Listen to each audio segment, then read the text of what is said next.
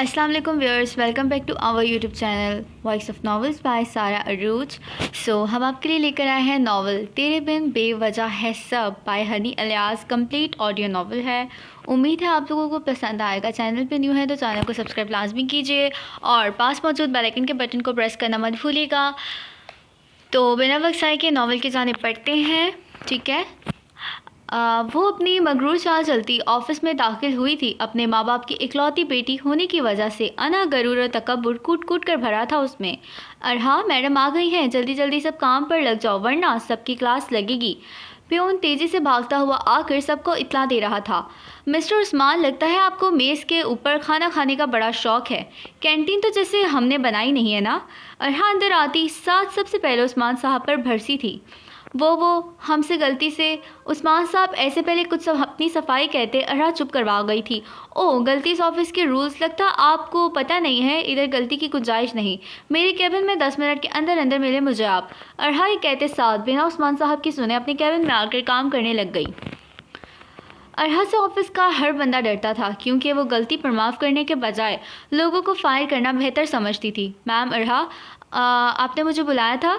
उस्मान साहब डरते डरते अंदर आए थे। जी, मैं ही ने बुलाया है। और कोई देख रहा है आपको? अरहा की आवाज़ हमेशा की तरह रोबदार थी। नहीं, वो मैं बस पूछ रहा था मैम। उस्मान साहब की तो हलक से आवाज़ ही नहीं निकल रही थी। ये ले आपका लेटर, कल से यहाँ आने की आपको बिल्कुल भी ज़रूरत नहीं है। घर बैठकर आराम से मेज़ पर खाना खाएं, गिराएं, जो दिल में आए करें। जाते टाइम अपनी पेमेंट लेते जाइएगा। अरहा ये कहते साथ ही काम में मसरूफ़ हो गई थी जैसे उसके अलावा कमरे में कोई था ही नहीं।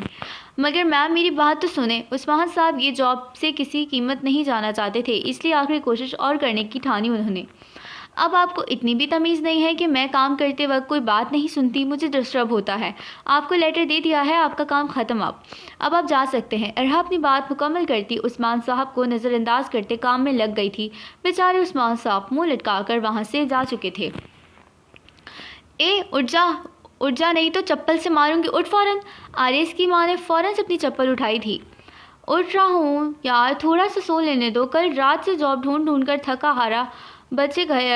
हारा घर आया हूँ। आरिस हमेशा की तरह ज़लील ख्वार होता घर में आकर कुछ लम्हे सुकून की नींद लेना चाहता था, लेकिन यहाँ भी उसे सुकून कहाँ नसीब था। ठीक है ना उठ, माँ तो पागल है ना, घर संभाले, तुम लोगों के नखरे बर्दाश्त करे। मैं पागल हूँ ना? घर में वैसे ही खाने के लारे पड़े हुए हैं, इधर इतना तुम्हें पढ़ाया लिखाया कि नौकरी करोगे, 2 रोटी आएगी, मगर नहीं, उल्टा हमें भी तुम्हें ही पालना पड़ रहा है।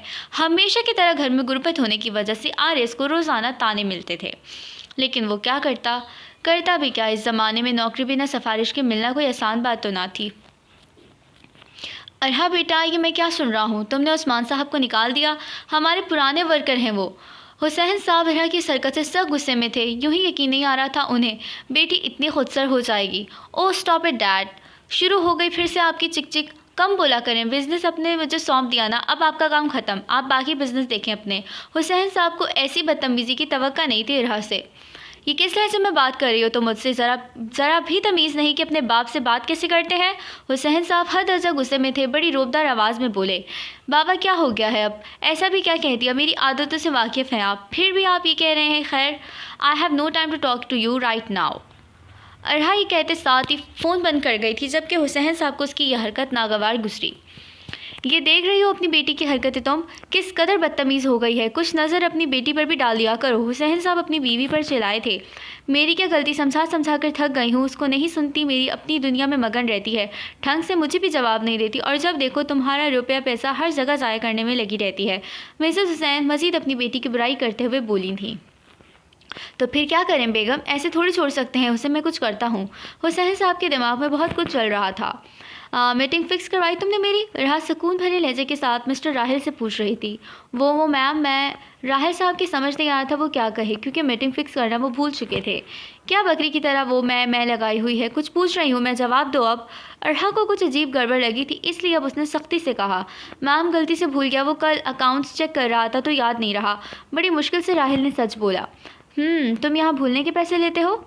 तुम्हें इसलिए पोजीशन दी थी कि काम संभालने के बजाय काम बिगाड़ दो। आज की आज मुझे मीटिंग फ़िक्स चाहिए, जाओ अब। जिस तरह अरहा राहिल साहब पर बरसी थी, राहिल साहब का गायब होना तो बनता ही था। आरिस थका हारा उठकर तैयार होता एक बार फिर जॉब की तलाश के लिए निकलने लगा। अम्मा मैं जा रहा हूँ नौकरी ढूंढने, इस बार देखना लाजमी मिलेगी कोई ना कोई, पूरी उम्मीद के साथ कहता वो घर से निकलने लगा। मिली ही ना जाए, तुम्हें सिफारिश के बिना कुछ नहीं होता, बोला भी था तुम्हारे बारे में, उठो बैठो, लेकिन नहीं, माँ की तो सुनी नहीं। आरिस बिना कुछ जवाब दिए घर से अब निकल चुका था। बड़ी मुश्किल से स्टॉप पर पहुंचकर बस का वेट कर रहा था वो कि सामने से आती कार ने उस पर कीचड़ उछाला। सुबह से घर में ताने सुनने, यहाँ आओ तो ये सब देखो, ज़िंदगी में आकर सुकून ही नहीं। पैंट पर लगी कीचड़ रुमाल से साफ करता किसी कैफ़े में जाकर थक हार कर बैठ गया। सर आप कुछ लेंगे क्या? कैफ़े के वेटर ने वहाँ आकर पूछा। नहीं भाई, मैं तो यहाँ बस बैठने आया था। आरिस का इतना कहना था कि वहाँ से वेटर ने उसे धक्के मार कर निकाला। आरिस की समझ ना आ रहा था वो करे तो करे क्या। हर जगह जॉब के इंटरव्यू दे देकर वो थक सा गया था। सड़कों की खाक छानने के बाद अब रात में 1 बजे के करीब घर पहुंचा। आ गया तू? क्या हुआ, मिल गई नौकरी? आज फिर ख़वार होकर आया है ना? अम्मा फ़ौरन उस पर बरसी थी। अम्मा अभी अंदर आया ही हूँ, आपके ताने फिर से शुरू हो गए। कर तो रहा हूँ और कैसे करूँ, वक्त लगता है जॉब में। आरिस समझा समझा कर थक गया था, मगर उसके अलावा और वो करता भी क्या। मुझे मत बता, तेरे अब्बा की अच्छी भली दुकान है, वो चलाने जाकर बैठ जाओ तो कुछ कमाएगा ही। तू ही तेरी 3 बहनों की शादी होगी ना? अम्मा ने फिर से मशवरा दिया। अम्मा इतना पड़ा मैंने दुकान पर बैठने के लिए नहीं। ठीक है तो मैं नौकरी ही करूँगा, आरिस गुस्से में कहता हुआ अंदर चला गया। अरे खाना तो खा ले, अम्मा ने फिर आवाज़ दी। नहीं खाना मैंने, भूख मर गई मेरी। इतना सुनने के बाद वो चारपाई पर लेटा अपनी आंखें मूंद गया था। अरहा मीटिंग ख़त्म करती अपनी पार्टी इंजॉय करने के बाद देर रात घर लौटी थी। ये कोई वक्त है तुम्हारे घर आने का? टाइम देखा है तुमने? काम तो चलो समझ आता है, मगर ये पार्टी में जाने की इजाज़त तुम्हें किसने दी? हुसैन साहब अपनी बेटी को इतनी रात आता देखकर चिल्लाए थे। मॉम समझाएं इनको, इतने पैसे हैं उनके पास, इनका बिजनेस भी मैंने कहाँ से कहाँ पहुँचा दिया। अब मैं जितने मर्जी पैसे ज़ाया करूँ आपके फिर भी ख़त्म नहीं होते ताने। हुसैन साहब को जवाब देती सीधा वो अपने कमरे में गई। ये देखा तुमने, इसको सब तुम्हारी और मेरी लाड प्यार का नतीजा है, जो इतनी मगरूर हो गई है। पैसों के चक्कर में कैसी बन गई है ये, किसी की नहीं सुनती। हुसैन साहब का दिल कर रहा था वो एक जाकर लगाएं अपनी बेटी को, मगर जान से ज़्यादा चाहते थे तो चुप थे। धूप की शिद्दत से दो चार ऑफिस में आकर आरिस ने साथ लगे वेटर को कूलर से पानी निकाला और अपनी जगह पर जाकर बैठने ही लगा था कि उसकी टक्कर इरहा से हुई। ये किस जंगली को ऑफिस में आने की इजाज़त दी तुम्हें? अंदाज़ा भी है तुम्हारी सोच से ज़्यादा महंगी ड्रेस है मेरी। इरहा आरिस को थप्पड़ लगाते उसकी हैसियत गिनवा रही थी। मगर मैं जानबूझ के नहीं किया, सामने से आप बिना देखे आ रही थी, इसमें मेरा तो कोई कसूर नहीं। आरिस अपनी सफाई पेश करके बोला। अच्छा तो अब तुम मुझे बताओगे कि कौन सही कौन गलत है? मेरे ऑफिस में खड़े होकर मुझे ही सुना रहे हो। जानते भी हो अगर यहाँ से धक्का देकर निकाला तो यहाँ इंटरव्यू कभी नहीं दे पाओगे।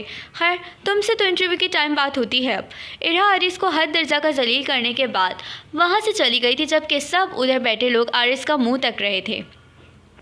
काफ़ी इंतज़ार करने के बाद अब आरिस का नंबर आया था। कमरे में दाखिल होते ही देखा कि वहाँ कोई नहीं था।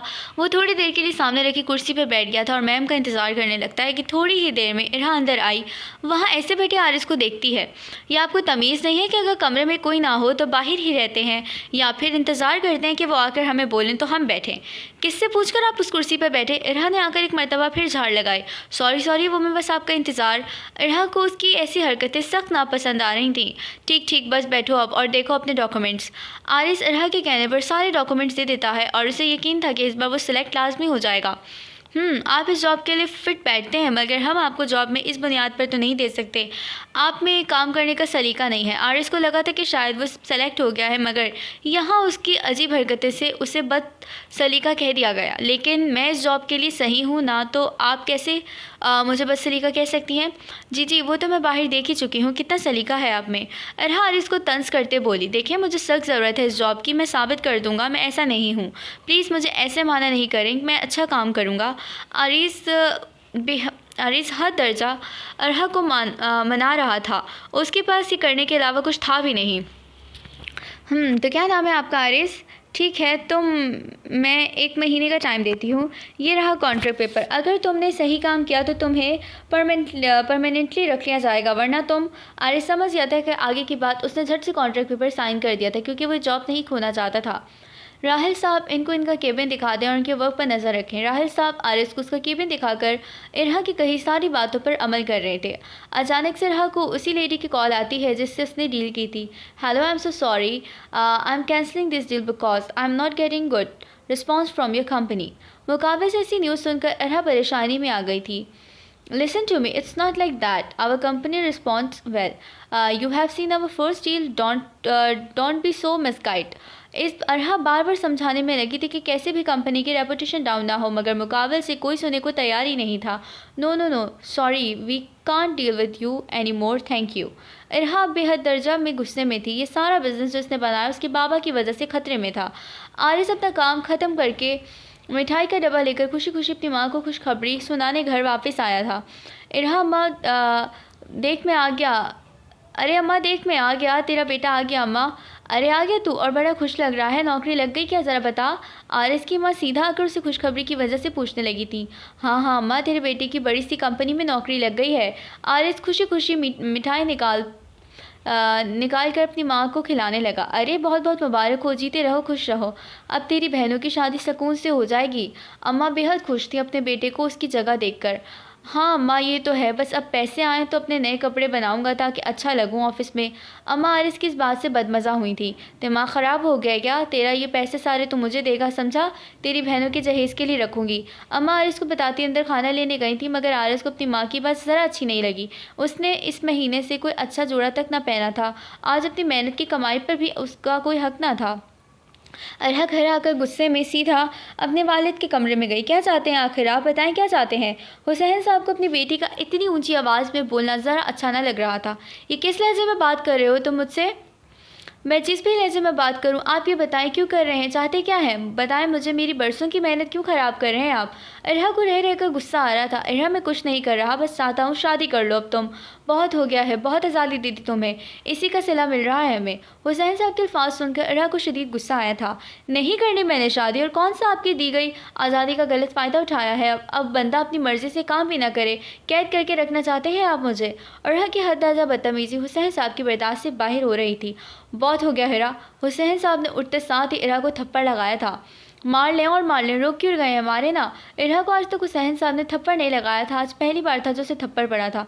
एक काम करें, जान से मार दें, रोज़ रोज़ के अजाब से जान छूट जाएगी मेरी। अरहा रोते हुए अपने कमरे में आई थी। हुसैन साहब को अपनी गलती का एहसास हुआ था, मगर क्या करते, वो हद दर्जा बदतमीज़ी और खुदसर हो गई थी, तो आज उन्हें हाथ उठाना पड़ा। रोते रोते इरा सो चुकी थी। इतने में मिसेस हुसैन इरा से खाने का पूछने आई तो अपनी बेटी को सोता पाकर वापस चली गईं। या आपने इरा को कुछ बोला है क्या, नीचे आते हुसैन साहब से वो पूछने लगी। हाँ, बदतमीज़ी कर रही थी तो हाथ उठा दिया मैंने। मिसेस हुसैन की सुनकर हैरान रह गई थी। जिस बात ने आज तक उफ तक ना की कहा था, आज हाथ उठाने तक की नौबत आ गई। ऐसा भी क्या कर दिया था उसने। मिसेस हुसैन को ज़रा भी अच्छा नहीं लग रहा था। उनको तो अभी भी यकीन नहीं आ रहा था। मैं क्या करता हूँ बताऊँ, तुम ही बता दो। उसका लहजा देखा है, बाप तक नहीं समझती, अपने सामने मुझे ऐसे जवाब देती जैसे नौकर हूँ मैं उसका। हुसैन साहब को अपनी बेटी की हरकतें तो बताते हुए अफसोस हो रहा था। लेकिन जवान बच्ची है, हाथ उठाकर तो आप उससे अपने और ख़िलाफ़ कर देंगे। मिसेस हुसैन समझती हुए बोली। सही कह रही हो, बस इस वक्त मेरी बर्दाश्त जवाब दे गई थी, मैं क्या करता। लेकिन अब ख़्याल रखूँगा। अच्छा, कपड़े पहनकर तैयार श्यार होकर आरिस घर से निकलता ऑफिस जा ही रहा था कि रास्ते में किसी गाड़ी ने फिर से उस पर कीचड़ उछाल दी। दिख नहीं रहा तुझे, मैं चल कर जा रहा हूँ, अपने बाप की सड़क समझ रखी है क्या। आरिस एक तो वैसे ही ऑफिस के लिए देर हो रहा था, अब ये सब। घर जल्दी जल्दी में दोबारा पहुँचकर दरवाज़ा बजाने लगा। अरे कौन आ गया, आ रही हूँ ना, आहिस्ता बजा। आरिस की अम्मा दरवाज़ा खोलते बोली। देख क्या हाल बना कर रखा है तूने, क्या चाहता है तुझे पहले दिन ही देर से जाने पर निकल दें। आरिस को सामने देख हुलिये में खड़ा था, उसे देखकर अम्मा और भड़क उठी। अम्मा यार, कभी तो सुकून लेने दो, हर वक्त सुनाने लगती हो। आरिस अपनी बात कहता घर में घुसा। अच्छा अब बस जा, बदल कपड़े और भाग दफ्तर। अगर ये जॉब हुई ना तो सोच लेना, घर से बाहर फेंक दूंगी तुम्हें। आरिस मुँह बसूरता अंदर कपड़े बदलने गया। अरहा काम ऑफिस में काम कर ही रही थी कि राहिल साहब अंदर है। मैम अभी तक कोई लड़का नहीं आया, क्या करना है उसका। ये सुनकर तो अरहा को शदीद गुस्सा आया था। उसे देर से आने वाले लोग हरगिज़ पसंद नहीं थे। ये अभी ही ऐसी हरकतें कर रहा है, आगे पता नहीं क्या करेगा। ये अल्लाह, आज पहला दिन था और आज के दिन ही लेट हो गया। ये क्या हो गया है मुझसे। आरिस खुद को कोसते हुए ऑफिस में दाखिल हुआ। ओह तो आ गए आप, ख्याल आ गया आपको कि ऑफिस भी आना है आपने।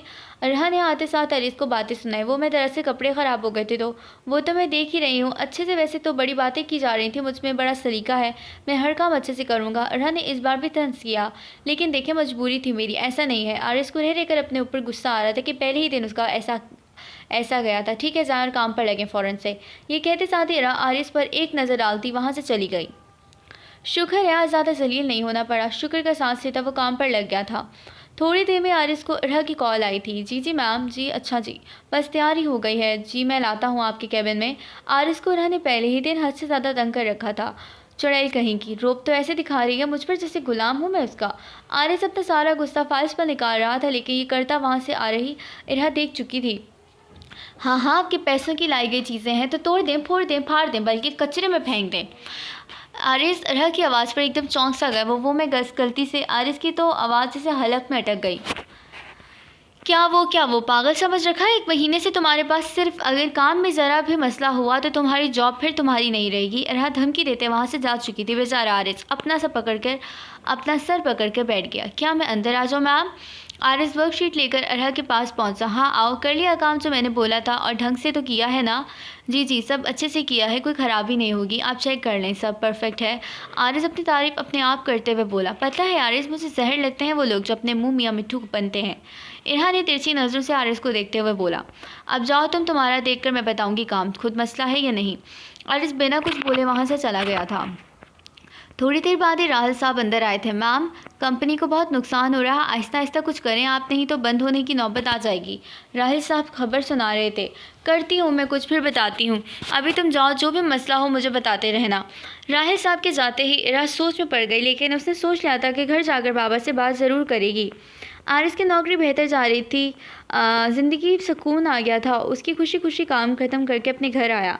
अम्मा मैं आ गया, घर देख आज कितना सामान लाया हूँ, घर का देख, आज अच्छा सा कुछ बना दो अम्मा। आरिस खुशी खुशी खाने की चीज़ अम्मा को देते बोला।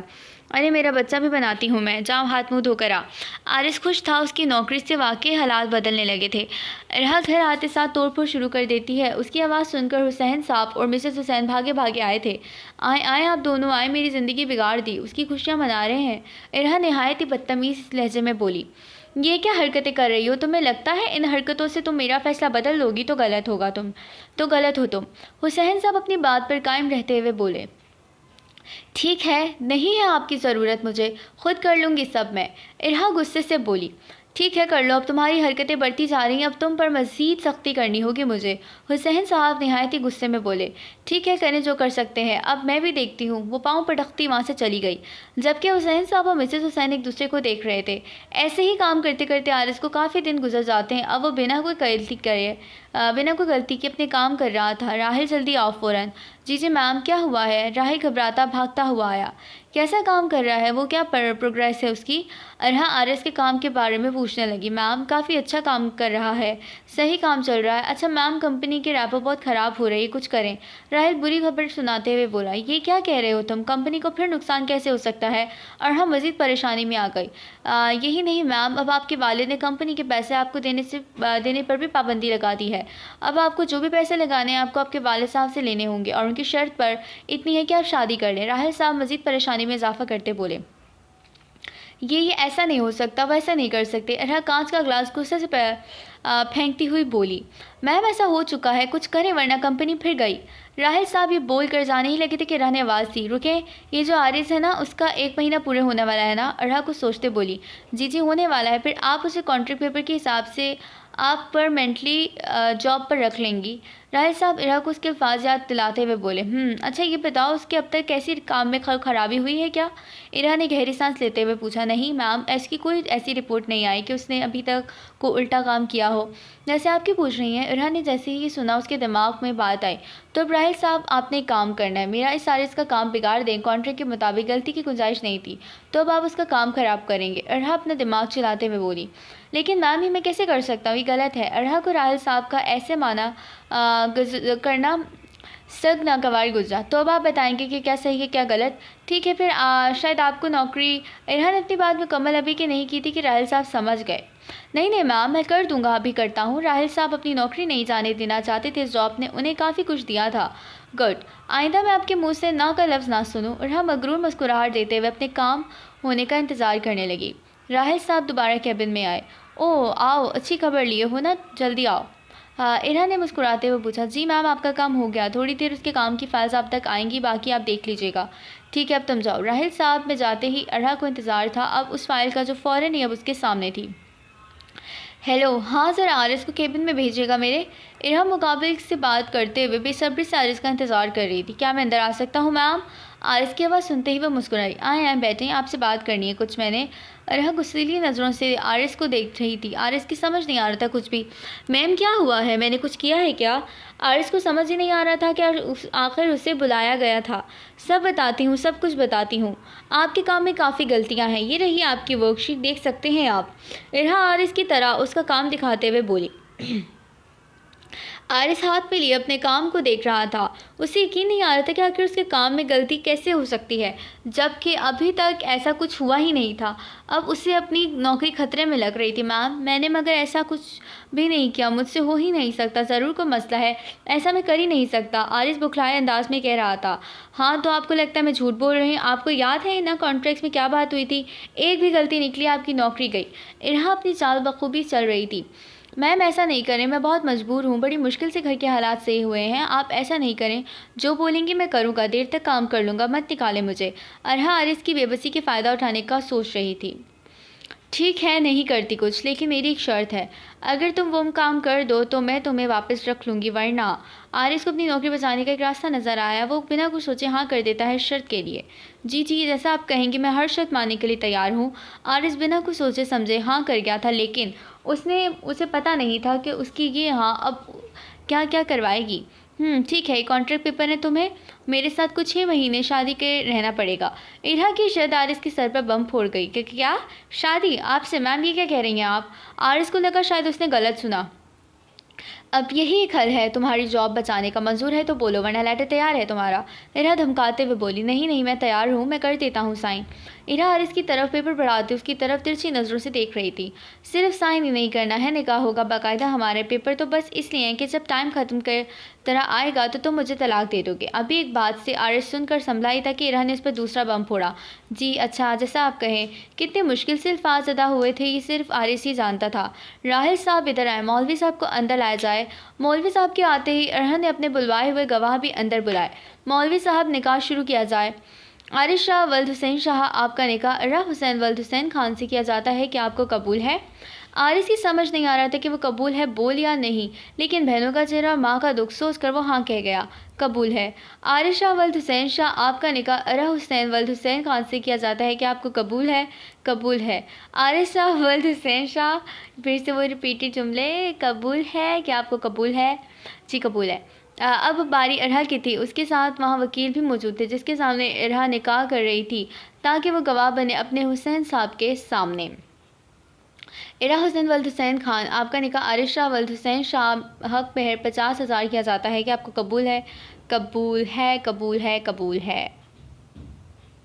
सबको मुबारकबाद देकर अरहा बेहद खुश थी। आखिरकार अब उसकी आज़ादी उसे दोबारा मिल रही थी। आरिस को सब बेहद अजीब लग रहा था, जैसे वो पता नहीं कहाँ फंस गया हो। अब सबको बाहर भेजती वो असल काम पर आई थी कि कमरा खाली था, वहाँ सिर्फ अरहा और आरिस थे। हाँ तो चलो अब बारी है पेपर साइन की। आरिस ये पकड़ो और साइन करो। इरहा ने पेपर्स उसकी तरफ बढ़ाए थे। ये तो सिम वही सीन लग रहा है, रूड हीरो और वो क्या कहते हैं इनोसेंट हीरोइन, बस इसके अंदर फ़र्क है, लड़की की जगह लड़का, लड़की की जगह लड़की। पेपर पकड़ता बिना पढ़े आरिस साइन करता चला गया था और इरहा जो चाहती थी इस मकसद में कामयाब हो गई थी। ले हो गया, अब तो मेरी नौकरी नहीं जाएगी ना? आरिस मासूमियत से पूछता था, जिसको देखकर कुछ पल के लिए इरहा को लगा था जैसे वो गलत कर रही है। हाँ बस हो गया, अब तुम्हें कहीं जाने की ज़रूरत नहीं है, अब तुम यही काम करो और किसी को इस कॉन्ट्रैक्ट का ना बताना और ना ही हमारे निकाह का। इरहा आरिस को समझाते हुए बोली, ये लड़की हमारे इस नॉवल की हीरो है। तो अब तो आपको यकीन आ गया ना, मैंने निकाह कर लिया है। आरिस के वहाँ से जाते ही हुसैन साहब को वकील अंदर आए थे। हाँ ठीक है, लेकिन आपको दोबारा सब कुछ मिलने से पहले मुझे खबर हुसैन साहब तक देनी होगी, फिर ही मैं कुछ कर सकता हूँ। वकील साहब अपना फैसला सुनाते वहाँ से जा चुके थे, जबकि अरहा सुकून में थी, क्योंकि अब उसे पता था कि उसे अब सब मिलना ही था। आरिस परेशान हाल में घर की तरफ जा रहा था। जो सब आज उसके साथ हुआ उसे समझ नहीं आया था वो घर बताए या ना बताए, या फिर कैसे निकले इस मुसीबत से। यही सोचों में वो सड़क पार कर रहा था कि अचानक उसकी गाड़ी से टक्कर हुई। क्या मेरी गाड़ी के आगे आकर मरने का इरादा है तुम्हारा? गाड़ी से बाहर निकलती इरहा ने पूछा। तुम यहाँ क्या कर रहे हो? लगता सुबह वाले हादसे से अभी तक बाहर नहीं आए तुम। इरहा ने उसकी हालत को देखते हुए कहा। नहीं मैम ऐसी बात नहीं है, मैं तो बस जा रहा था। आरिस की शक्ल से साफ पता लग रहा था वो अभी भी सोचों में था। हाँ वो तो देख ही नहीं हूँ मैं, कैसे जा रही थी तुम? चलने नहीं आता तो घर बैठा करो, रोड पर निकलते ही क्यों हो? और ये मैम बीवी हूँ तुम्हारी। भूल गए क्या? लगता बहुत जल्दी चीज़ें भी भूलने लगे हो। इरा तंज करते हुए बोली। नहीं, वो ऐसी बात नहीं है। अच्छा, मैं चलता हूँ अब। आरिस जाने ही लगा था कि इरा को उस पर तरस आया।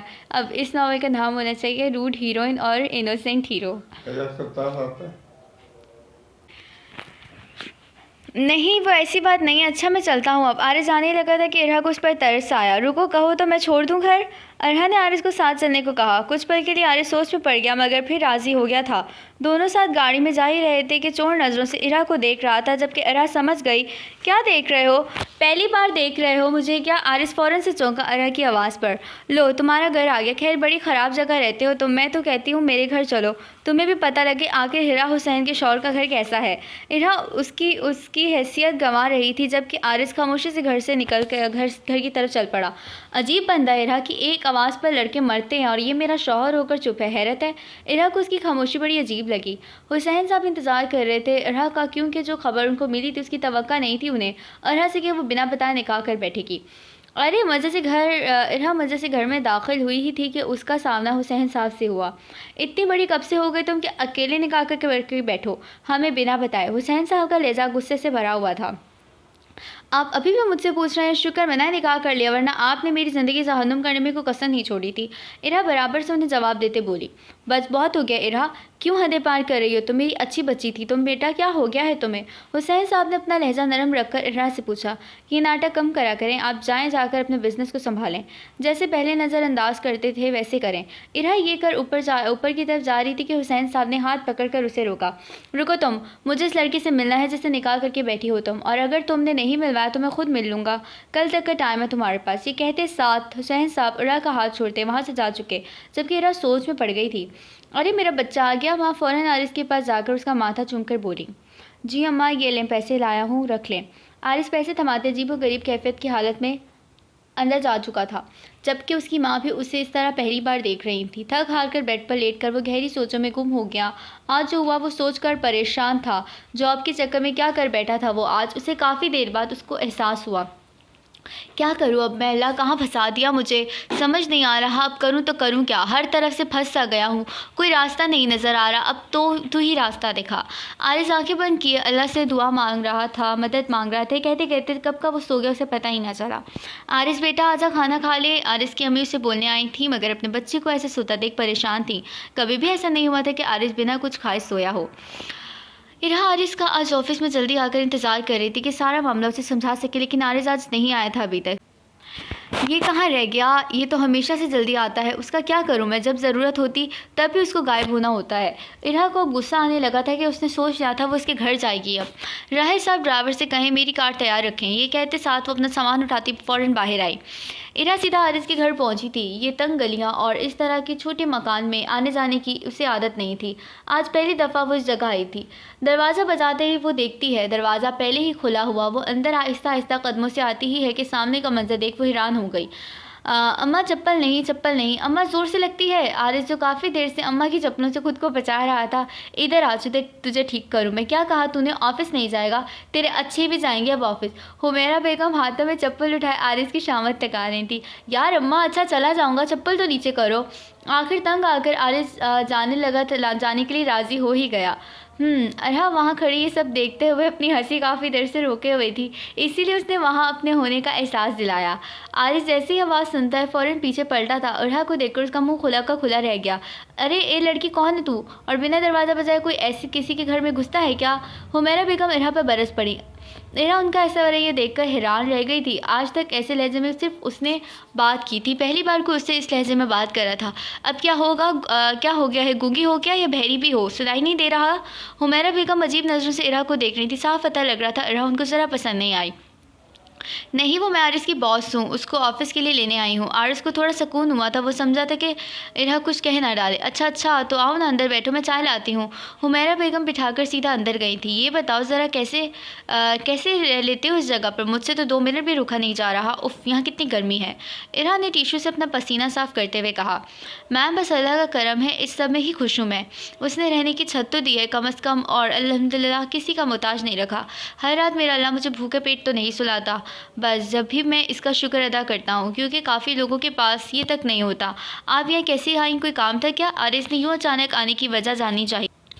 हाँ, ज़रूरी काम है तुमसे, जल्दी चलो मेरे साथ। इरा सामान उठाती जाने लगी थी कि वापस पलटी। मैं सोच रही हूँ तुम्हारी माँ को हमारा बता दूँ तो कैसा रहेगा, वैसे भी आखिरी रिश्ते से बहू लगती हूँ उनकी। इरा ने आंख दबाते हुए कहा। है? अच्छा अच्छा, अभी आप जाएं, मैं आता हूँ, बस 10 मिनट दें मुझे। आरिस घबराता हुआ अंदर गया, जबकि इरा उसकी ऐसी हालत में मुस्कुरा कर रह गई। अरे कहाँ जा रहा है इतनी जल्दी, और तेरी मैडम किधर गई? हुमैरा बेगम ने आरिस को इतनी जल्दी में जाते हुए देखा। पूछा, अम्मा आकर सब समझा दूंगा, अभी जल्दी में हूँ, बाद में मिलता हूँ। जी बोले, आ गया हूँ मैं अब। आरिस इरा के पीछे आया। देखो मेरे वालिद तुमसे मिलना चाहते हैं, मुझे नहीं पता क्या बात करनी है उन्होंने, तो एक बात अपने दिमाग में बिठा लो, गलती से भी उन्हें अगर तुमने बताया कि शादी कॉन्ट्रैक्ट मैरिज है तो मुझसे बुरा कोई नहीं होगा। ये कहते साथ ही इरा अपने ग्लासेस लगाती वहाँ से चली गई। ये कहाँ फंस गया हूँ मैं? हवा के घोड़े पर सवार होकर आती है ये, और आकर सीधा हुक्म देती है जैसे मैं गुलाम हूँ इसका। आरिस को अपनी बेबसी पर रह रहकर गुस्सा आ रहा था, मगर मरता क्या ना करता, जाना पड़ा, वरना नौकरी हाथ से जाती। अरे आप मेरे ऑफ़िस में क्या कर रहे हैं? इरा हुसैन साहब को ऐसे अचानक देखकर ऑफ़िस में चौंकी। क्यों, अब मुझे मेरे ही ऑफ़िस में आने के लिए तुमसे इजाज़त की ज़रूरत है? हुसैन साहब को इरा का ऐसा रवैया अजीब लगा। नहीं नहीं तो आए बैठे, कुछ मंगवाऊँ आपके लिए? इरा दिल ही दिल में सोच रही थी, यार इस कहाँ मर गया, अब तक ऑफ़िस क्यों नहीं आया? मैं यहाँ कुछ खाने नहीं आया, बल्कि आरिस से मिलने आया हूँ। किधर है वो, बुलाओ उसे। हुसैन साहब अपनी बात पर आए थे। जी मैं अभी आवाज़ देती हूँ। राहिल साहब आरिस को बुला कर लाएँ। सुनो तुम्हें अंदर बुला रहे हैं, फ़ौरन जाओ। आरिस जो परेशानी के मारे सर पकड़ा हुआ था, राहिल साहब की आवाज़ सुनकर उठ खड़ा हुआ। जी जाता हूँ, पता नहीं क्यों मैंने ये मुसीबत अपने गले बांध दी। कौन से पागल कुत्ते ने काटा था मुझे? आरिस खुद से कहता खुद को ही सुना रहा था, मजबूरन अब उसने अंदर जाना था। जी मैम आ गया हूँ, बोलें। इरहा ने आरिस की मैम कहने पर उसे घूर कर देखा। मेरा मतलब है जी बेगम, आपने बुलाया और हम आ गए। आरिस घूरती नज़रों से मीठे लहजे में बोला। जी आए ना मेरी जान, मेरे वालिद आपसे मिलना चाहते हैं। इरहा के लिए इतना मीठा लहजा रखना मुश्किल हो रहा था। अरे तो आप हो आरिस, आओ बेटा इधर बैठो। हुसैन साहब गले लगे थे आरिस से मिले। जी मैं बस ठीक हूँ, आप सुनाएं। आरिस को भी उनसे मिलकर काफ़ी खुशी हुई थी। बाबा आप बैठे ना आए। इरा बाबा को बैठने का कहते खुद भी बैठ गई थी। आरिस और इरा दोनों दूर दूर बैठे थे। अरे तुम दोनों मियाँ बीवी हो, साथ बैठो, ज़रा अच्छा लगता है। ये क्या दूर दूर होकर बैठे हो? दोनों ने हुसैन साहब की बात सुनकर एक दूसरे को अजीब निगाहों से देखा था। अरे क्या हुआ, ऐसे क्या देख रहे हो? बैठो बेटा, शर्माओ नहीं। हुसैन साहब के साथ पर आरिस इरा के करीब होकर बैठ गया। बैठते साथ ही आरिस ने मियाँ होने के थोड़ा हक जताते हुए इरा के कंधे पर हाथ रखा था। इरा को उसकी इस हरकत पर बेहद गुस्सा आ रहा था। करीब होने का बोला है, इसका ये मतलब नहीं कि तुम ज़्यादा ही फ्री हो जाएगी। मत भूलो मुलाकात चंद घंटों की है, मेरे साथ इस ऑफिस में तुम काफ़ी अरसे तक हो। इरा ने कान में कहते हुए उसे धमकाया। अच्छा धमकी में दो, ये मैं भूलो आपके बाबा मेरे सामने बैठे हैं, बता दूं क्या? आरिस ने मस्ती में इरा को तंग करने के लिए कान में कहा था। तुम्हें तो मैं देख लूँगी, ज़रा बाबा को जाने दो। बहुत दांत निकल रहे हैं ना? आरिस इस बार इरा की बेबसी का फ़ायदा उठाकर पूरा बदला ले रहा था। अच्छा देख लेंगे, पहले इनको जाने तो दें, फिर देखते हैं क्या दिखाती हैं आप। आरिस अपनी हंसी दबाते हुए बोला, जिससे इरा तलमिला सी उठी थी। देख तो मैं लूँगी तुम्हें, जो बहुत ज़ुबान चल रही है ना। आरिस को खुद समझना आ रहा था कि आज वो इतनी हिम्मत कैसे कर गया। और सुनाओ बेटा, मेरी पागल बेवकूफ़ बेटी ने तुम्हें कैसे पसंद कर लिया? हुसैन साहब अपनी बेटी की तारीफ़ों के पुल बांध रहे थे, जबकि इरा को गुस्सा आ रहा। बस दिल मिल गए तो हो गया ये सब, लेकिन अब मेरी बीवी काफ़ी समझदार है। आरिस ने कहते साथ इरा के कंधे पर फिर हाथ रखा था। उस पर इरा ने ज़ोर से पाँव पर पाँव मार के आरिस की चीख निकल गई। क्या वो बेटा, ठीक तो हो? हुसैन साहब ने फिक्रमंदी से पूछा। जी जी बस ठीक ही हूँ। आरिस को उस वक्त इरा पर गुस्सा बहुत आया था, मगर क्या करता, आखिर था भी तो उसके ही रहमो करम पर।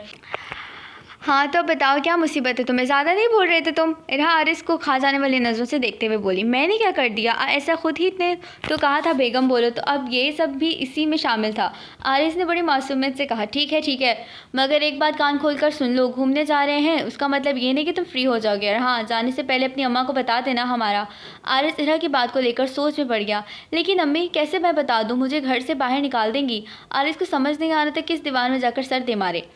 कैसे मेरे अम्मा अब्बा मिल लिए तुमसे, अब तुम भी अम्मा अब्बा को बता दो, कॉन्ट्रे का ना बताना, बस समझ गए? वो काम मैं खुद कर लूँगी, और ज़्यादा बहस की ना तो बाहर फेंक दूँगी ऑफिस से। आरिस इरा की शक्ल देख रहा था। कहाँ वो एक अच्छी बीवी चाहता था, कहाँ उसे ये मिल गई, वो भी चंद दिनों के लिए। करता भी क्या, बेवकूफ़ी भी तो उसी की थी। जी अच्छा जैसा आप कहें बेगम।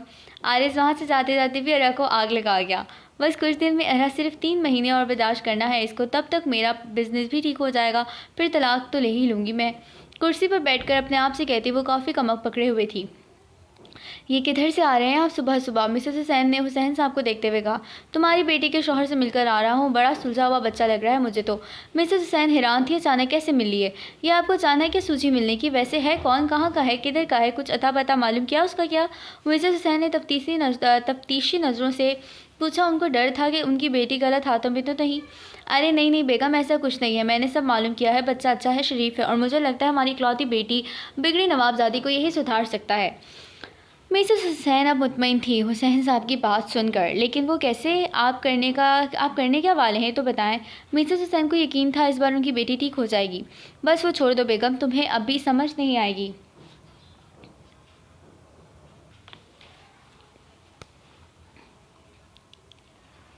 हुसैन साहब के दिमाग में कुछ चल रहा था जिसको सोचकर वो मुस्कुरा रहे थे। आरिस थका हुआ सोचों में घूम घर की तरफ जा रहा था। दिमाग में बस यही था, अब घर वालों को अपनी शादी का बताएगा कैसे? उन्हीं सोचों के साथ वो घर में दाखिल हुआ। अरे मेरा बच्चा आ गया, बैठ जा, मैं पानी लाती हूँ तेरे लिए। हुमैरा बेगम पानी लेने फ़ौरन गई। क्या करूँ, कैसे बताऊँ? अम्मी को बहुत मारेंगी यार, दिल ही दिल में सोचता वो खुद से हम कलाम हुआ। क्या सोच रहा है? ये ले पानी पी, कोई बात है क्या? हुमैरा बेगम को शक हुआ जैसे आरिस ने कुछ कहना है मगर कह नहीं रहा। अम्मा अगर मैं तुम्हें एक बात बताऊं तो तुम मुझे मारोगी तो नहीं ना? आरिस ने बड़े मासूमाना अंदाज में पूछा। कहना क्या चाहता है, साफ साफ बोल। हुमैरा बेगम को ज़रूर कुछ गड़बड़ लगी थी। अम्मा वो ना, मैंने शादी कर ली है, आरिस ने बड़ी आहिस्तगी से कहा। क्या बोल रहा है, सुनाई नहीं दिया मुझे, तेज़ बोल। हुमैरा बेगम ने डांट कर कहा। वो मैंने शादी कर ली अम्मा, आरिस ने इस बार तेज़ी से कहकर आंखें बंद कर लीं। अब इंतज़ार कर रहा था कि अम्मा के कुछ कहने का, काफ़ी देर से कोई आवाज़ ना पाकर उसने आंखें खोली। ये अम्मा किधर चली गई? अभी तो यहीं थी। आरिस ने इधर उधर देखा। ये रही तेरी अम्मा, तू इधर आ, मैं बताती हूँ तुझे। हुमैरा बेगम हाथों में झाड़ू लिए आरिस की तरफ बढ़ी।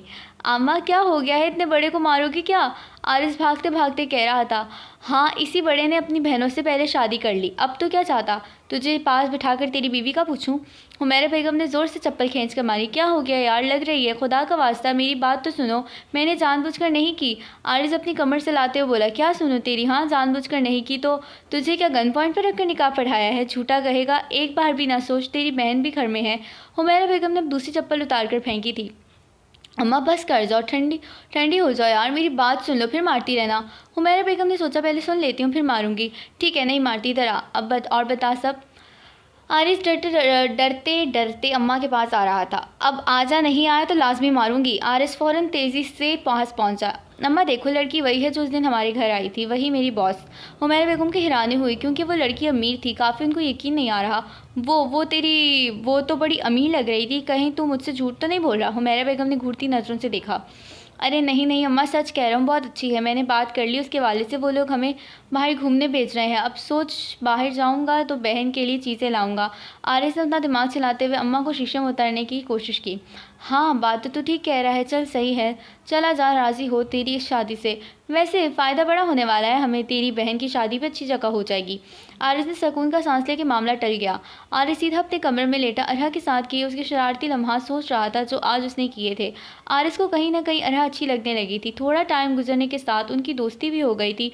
अरहा के अंदाज में तब्दीली नहीं आई थी मगर आरिस को कहीं ना कहीं वो अच्छी लगने लगी थी। इरहा, मैं क्या सुन रही हूँ, तुमने निकाह कर लिया? मिसेस हुसैन इरहा से पूछ रही थी मगर मिजाज में कुछ कह दे। आपको क्या मतलब, मैं जो भी करूँ, आपको तो वैसे भी अपनी ज़िंदगी में मगन रहना अजीज़ है, फिर मुझ में इतनी दिलचस्पी क्यों? इरहा ने बेहद तंज़ी अंदाज में जवाब दिया। बेटा, माँ हूँ तुम्हारी, मानती हूँ अपने कामों में तुम पर तवज्जो नहीं दे सकी, लेकिन ऐसा रवैया तो ना रखो। मिसेस हुसैन को उसके रवैये से काफ़ी तकलीफ़ हुई थी। माँ, वो माँ जिसने अपने आप को मगन रखा, मुझसे गाफिल रखा, वो माँ ख़ुद को मेरी ना कहें तो अच्छा होगा। मेरी माँ तभी मर गई थी जब उसने मुझे छोड़कर अपना आराम चुना था। इरहा मज़ीद तल्खी से जवाब दे रही थी। कह तो रही हूँ गलती हो गई, माफ़ कर दो बेटा, नहीं रख पाई, भेज दिया था तुम्हें दूर। मान तो रही हूँ गलती, बाबा और मैं दोनों गाफिल रहे तुमसे, मगर मेरा बच्चा, हम उस वक्त मजबूर थे। मिसेस हुसैन से मज़ीद तरह की नफ़रत बर्दाश्त नहीं हो रही थी। मजबूर? वाकई मुझे आज भी लगता है वही बच्ची समझ रही हैं आप जिसको बहलाकर आपने दूसरे ममालिक भेज दिया था और पलट कर तब पूछा जब मेरे अंदर से वो सब मर गया जो मुझे ज़रूरत थी। अरहा ये कहकर अपने आंसू साफ करती वहाँ से जाने लगी कि और हाँ, आइंदा मेरे मामलों में इससे दूर रहेगा जैसे पहले रहती थी। मिसेस हुसैन सर पकड़ के रह गई। उनकी वजह से इरहा का बचपन गया, मोहब्बत गई और रह गया बाकी तो सिर्फ हर किसी से नफ़रत, बदतमीज़ी। आज उनको एहसास हुआ था काश वो और हुसैन साहब में से कोई एक भी उस पर तवज्जो देता तो आज वो ऐसी ना होती। इरहा ऊपर आकर घंटों तक रोती रही, इतना रोती कि आंखें सुर्ख हो गई थी कि अचानक से आरिस की इरहा को कॉल आई। हाँ आरिस बोलो, किस काम से फ़ोन किया तुमने? भारी आवाज़ के साथ इरहा ने बात शुरू की। आप रो रही हैं मैम? क्या हुआ, आप ठीक तो हैं? आरिस को न जाने क्यों इरहा के रोने से फ़र्क पड़ा था। कुछ नहीं हुआ, मुझे छोड़ो, तुमने क्यों फ़ोन किया ये बताओ। इरहा ने बात घुमाई। ऐसा नहीं हो सकता, काट खाने वाली लड़की आज रो रही। यकीन से हो कह सकता हूँ कुछ गड़बड़ है। इरहा हैरान थी, आखिर इसको मेरी फ़िक्र क्यों होने लगी। अरे कहा ना कुछ नहीं हुआ। खैर तुम आखिर काम क्यों नहीं बता रहे? इरहा चाहती थी कि वो काम की बात करे, मगर आज आरिस की बातें सुनकर उसे अजीब लगा। माना उनकी अब दोस्ती हो गई थी, मगर इतनी भी नहीं।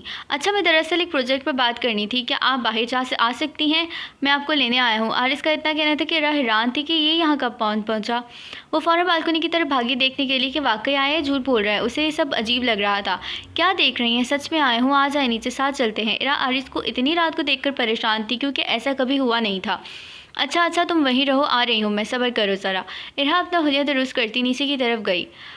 ये तुम यहाँ क्या कर रहे हो, दिमाग सही है? इरहा ने नीचे आते साथ गुस्सा किया। क्या हो गया है? तुम्हारी आवाज़ सुनी तो बस मैं आ गया। अब तुम्हारा शौहर हूँ, इतना तो बनता है। आरिस ने आंख दबाते हुए कहा। अच्छा ठीक है, अब तुम जाओ, मैं अंदर जा रही हूँ, ज़्यादा फ्री मत हो। इरहा ने दो टोक अल्फाज में कहा। क्यों, जाओ मेरे साथ चलो, अब तो वैसे भी हम दोस्त हैं, इतना तो बनता है हक। एक साथ चलकर आइसक्रीम भी खा लें। आरिस ने इरहा का हाथ पकड़ उसको रोकते हुए कहा था। मगर इतनी रात को बना कौन रहा होगा, ज़रा ये भी तो बता दो। इरहा को उसका ये अंदाज़ काफ़ी नया नया लगा था। छोड़ो ना वो सब, तुम चलो तो सही, मेरा मतलब बेगम चलिए ना। आरिस की इन बातों से इरहा को शर्म आने लगी थी। हाथ छोड़ो, मैं खुद भी चल सकती हूँ, और ज़रा दूर खड़े हो मुझसे। इरहा उसे दूर करती आगे बढ़ी। काफ़ी दूर दोनों चलने के बाद एक आइसक्रीम पार्लर पर दोनों रुके। आरिस ने इरहा की पसंदीदा आइसक्रीम ली। वैसे बेगम साहिबा क्या ख्याल है? हूँ ना मैं अच्छा, आपकी पसंद तक को जानता हूँ, आरिस ने छेड़ते हुए कहा।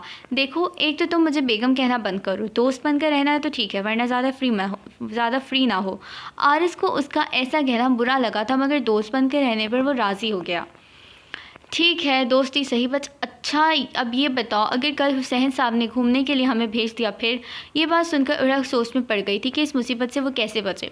यही तो समझ नहीं आ रहा मुझे कि क्या हो रहा है। खैर वो मेरी सुनते कब हैं, भेजेंगे तो जाना ही पड़ेगा। आरिस दिल में सोच रहा था कि अगर ऐसा हो गया तो इन दोनों को आपस में जाने का मौका मिल जाएगा। अच्छा ये भी सही है, देखो बातें करते करते पता ही नहीं चला कब घर आ गया आपका। आरिस का दिल तो नहीं था कि वो उसे जाने दे, मगर वो कुछ कह भी तो नहीं सकता था। हाँ ये तो है, चलो थैंक यू, इतनी अच्छी आइसक्रीम खिलाने के लिए। तुमसे कल मिलती हूँ मैं अब। इरहा के अंदर जाती आरिस काफ़ी देर तक खड़ा वहाँ देखता रहा, फिर अपने घर की जानिब चल पड़ा। इरहा चलते चलते ऑफिस में पहुंची थी तो अपने मेज़ पर उसे एक लेटर नज़र आया। वो उसको पढ़ती ही है कि उसके चेहरे के रंग बदले थे। थोड़ी देर में आरिस अंदर आया था और इरहा की तासुरात देख उसे मालूम हो गया कि कुछ गड़बड़ हुई है। क्या हुआ इरहा, सब ठीक तो है? लेटर को इतनी देर से देख रही हैं आप? इरहा कभी उस लेटर को देखती रही तो कभी आरिस की शक्ल को। अब मुझे क्यों घूर रही हैं, कुछ बताएंगी? आरिस को समझ नहीं आया था कि उसे हुआ क्या है। ये लो लेटर और पढ़ लो तुम भी, पता नहीं हुसैन साहब चाहते क्या हैं। इरहा आरिस को थमाती सोच में पड़ गई, क्योंकि उसे आरिस के साथ नहीं जाना था। आरिस लेटर लेकर पढ़ रहा था, जिससे उसके चेहरे की मुस्कुराहट गहरी होती चली गई। ऐसा भी क्या हो गया इरहा, ये घूमने की जगह पर ही तो जाना है। आपके चेहरे का रंग तो ऐसे बदला जैसे जहन्नुम का टिकट करवा कर दे दिया हो। आरिस इरहा का मजाक उड़ाते हुए बोला। ये कोई मजाक नहीं है, हमारी शादी कॉन्ट्रैक्ट मैरिज है, ज़्यादा कुछ नहीं। फिर भी पता नहीं क्या मुसीबत है। इरहा पानी का ग्लास होंठों से लगाते हुए बोले। अच्छा सब छोड़े, मैं तो कहता हूँ आज जाना है तो मेरी अम्मा से आकर मिल लें आप, ताकि उनको यकीन आ जाए शादी का आपका पूछ रही थी। आरिस ने बात बदली, क्योंकि कॉन्ट्रैक्ट मैरिज का सुनकर आरिस को दुख हुआ था। ठीक है मिल लूँगी आज तुम्हारे घर जाकर, क्योंकि कल के टिकट है हमारी। नहीं जाएंगे तो हुसैन साहब फिर मेरे बिज़नेस पर मसला करेंगे, जो मैं चाहती नहीं। आरिस कुछ कह नहीं सकता था, इसलिए वहाँ फाइज रखकर बिना जवाब दिए चला गया। रात का वक्त आ गया था। ऑफिस में इस टाइम सिर्फ आरिस और इरहा मौजूद थे। इरहा अपना सामान उठाती आरिस के पास आई। चले आपके घर आपकी मामा से मिलना है ना?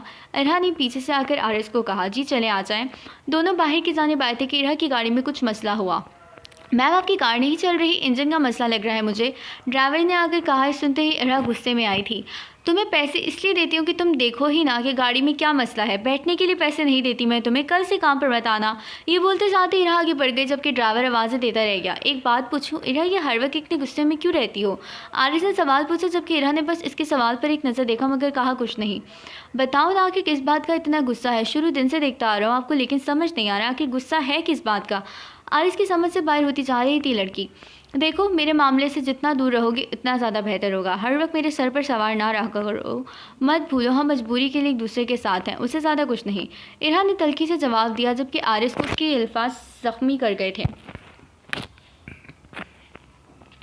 दोनों चलते चलते आरिस के घर आ गए थे। इरहा को ये जगह पसंद तो नहीं थी मगर मजबूरी उसे आना पड़ा। हुमैरा बेगम ने दरवाज़ा खोले। अरे मेरा बच्चा तो आ गया, ये कौन है? हुमैरा बेगम को इरहा याद नहीं आ रही थी।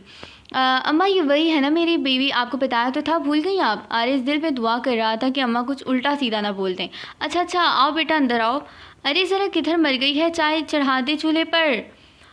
हुमैरा बेगम अपनी बेटी को आवाज़ देती बेरा से बात की तरफ आई थी। तो और बताओ बेटा, शादी ऐसे कैसे कर ली तुमने कि हमें भी ना बुलाया? हुमैरा बेगम ने इरहा पर तंज किया। बस ज़रूरी हो गया था तो इसीलिए आपको बुलाना मुनासिब नहीं लगा मुझे, इरहा ने भी अपने अंदाज में जवाब दिया। अच्छा हो तुम चांद जैसी, मगर एक बात बताओ, ये हम गरीब लोगों पर इतनी मेहरबानी, मेरा मतलब है कि किस खुशी में आपको किस खुशी में इसको पसंद किया? कोई अमीर से भी कर सकती थी। आरिस अपनी अम्मा की शक्ल देख रहा था जो इरहा की बेइज्जती करने के इंतज़ार में थी। देखिए आपका बेटा पसंद ही इतना आ गया था, वैसे भी मैं हूँ तो साथ उसके अमीर की ज़रूरत क्या है फिर, और आपकी ज़रूरतें भी तो पूरी कर रही हूँ साथ साथ। इरहा ने भी टका के जवाब दिया। तो यहाँ आने का मकसद भी बता दो, वरना अमीर घर की बिगड़ी बेटियां भला यहाँ क्या लेने आएंगी? हुमैरा बेगम ने तंज करते हुए कहा। आपका बेटा ले तो गई हूँ, ये काफ़ी नहीं है क्या? खैर आपके बेटे को बाहर लेकर जा रही हूँ साथ अपने काम से, उम्मीद है एतराज़ नहीं होगा, और अगर एतराज़ है भी तो मुझे फ़र्क नहीं पड़ता। इरहा ने सलाह देने वाली मुस्कुराहट देते हुए बोला। आरिस दोनों की शक्लें देख रहा था, उससे लग रहा था अब ये दोनों लड़ ना पड़े तंज करते करते। ठीक है जाओ ले जाओ, ये बात तुम बाहर से ही पूछ लेती, वैसे भी इस घर में पहले भी आई थी तो बैठना पसंद तो था नहीं। हुमैरा बेगम भी खूब इरहा को तंजिया जुमले कस रही थी। बैठना तो अभी भी पसंद नहीं है, बस क्या करें, ससुराल है मेरा, इतना तो हक बनता है ना कि 2 घड़ी बैठकर फ़र्ज़ अदा कर दूँ। उरहा के जवाब से हुमैरा बेगम लाजवाब हो गई थी। वो जान गई थी कि अब उनकी टक्कर का कोई आ गया था उनके सामने। तो अब हम चलते हैं, वो अजीब सी बनाई गई चाय हमारी तरफ से आप पी लीजिएगा, और हाँ अपने बेटे को कल टाइम पर भेज दीजिएगा, जाना है हमने। इरहा तंज करती बातों ही बातों में हुमैरा बेगम को जताते हुए अपना बैग उठाते बाहर निकल गई। अगर ये तेरी सिर्फ बीवी होती ना तो यकीन कर उसकी अकड़ तोड़ देती मैं, अब बता रही हूँ, समझा ले इसको, तमीज़ से रहे मेरे साथ। हुमैरा बेगम घूरती नज़रों से आरिस को समझा रही थी, जबकि बेचारा आरिस तो फंस सा गया था। जी जी समझा दूंगा अच्छे से, वो हंसते हुए अपने कमरे की तरफ बढ़ गया। इरहा हमेशा की तरह आज भी देर से घर पहुंची। उससे ऐसे जाता देखते हुए मिसेस हुसैन ने रोकना चाहा मगर वो उन्हें देखकर भी अनदेखा कर गई थी। रुको इरहा मेरी बात सुनो, बहुत हो गया, माँ हूँ मैं तुम्हारी, रुको आज इधर आओ। मिसेस हुसैन ने पीछे से इरहा को आवाज़ दी। क्या है बोलें आप भी, और फिर चलती बने। इरहा ने नहायत बदतमीज़ी से जवाब दिया। ये किस लहजे में बात कर रही हो? अब तो शादी हो गई है, कुछ तो तमीज़ और बात करने का तरीका सीख लो बड़ों से। मिसेस हुसैन ने इरहा को उसकी बदतमीज़ी पर टोका। आपको तो जैसे बड़ा तरीका है अपने बच्चों से बात करने का और उनको संभालने का। इरहा ने एक बार फिर से बदतमीज़ी से जवाब दिया। बहुत हो गया, अब तुम्हें ज़रा तमीज़ नहीं है, मैं जितना प्यार से बात कर रही हूँ तुम इतना ही सर पर चढ़ रही हो। मिसेस हुसैन ने थप्पड़ मारते हुए कहा। हाँ उठा लें हाथ में हाँ उठा लें हाथ में, दे जान से ही मार दें, कल जा रही हूँ मैं बाहर, कल के बाद मेरी शक्ल के लिए तरस जाएंगी आप। इरहा चिल्लाते हुए आवाज़ में कहकर वहाँ से भागी थी। रुको इधर मेरी बात सुनो इरहा, रुको। मिसेस हुसैन आवाज़ देती रह गई मगर इरहा सुनी अनसुनी करके जा चुकी थी। सुबह का वक्त था। आज इरहा और आरिस की मरी की फ़्लाइट थी। आरिस तो पूरी रात खुशी से सोया ही नहीं था क्योंकि वो बहुत खुश था इरहा के साथ जो वक्त बिताने को उसे मिल रहा था। हाय आज का दिन कितना खूबसूरत लग रहा है, मुझे ऐसा लग रहा है जैसे बस सुकून सा आ गया हो। आरिस खुद से कहता सामान बांधता बाहर की जाने पाया। अरे उठ क्या, तू जा, तेरी बीवी बुला रही होगी, नखरे ही ख़त्म नहीं होते मैडम के। हुमैरा बेगम मुँह बनाते हुए बोली। अरे अम्मा क्या तुम भी बहू है तुम्हारी, अब जैसी भी है उठा लो ना नखरे। आरिस हंसते हुए बोला। आरिस को इरहा की बातें करना बेहद अच्छा लगने लगा था। हाँ हाँ बहू जाओ, तुम फिर कहेगी वो मेरे मियाँ को रोक लिया। हुमैरा बेगम ने तंज किया। अच्छा ना, तुम भी ना ख्याल रखना घर का, जल्दी वापस आऊँगा।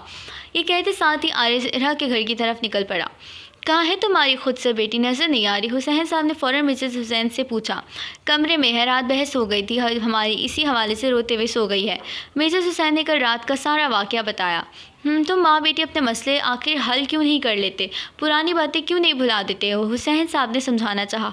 मैं बात करना चाहती हूँ उससे पर वो सुनना नहीं चाहती। तब ना खैर उसे मैं किसी दिन सही से समझा दूँगी।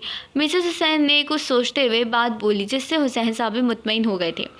आरिस सीधा इरहा के घर आया था। इतना बड़ा घर देखकर उसे अपने आप को थोड़ा कमतर समझा। वो चलता चलता सीधा अंदर पहुंचा था। कितना बड़ा घर है इरहा, सही कहती है, वाकई में शायद कमी मुझ में ही है।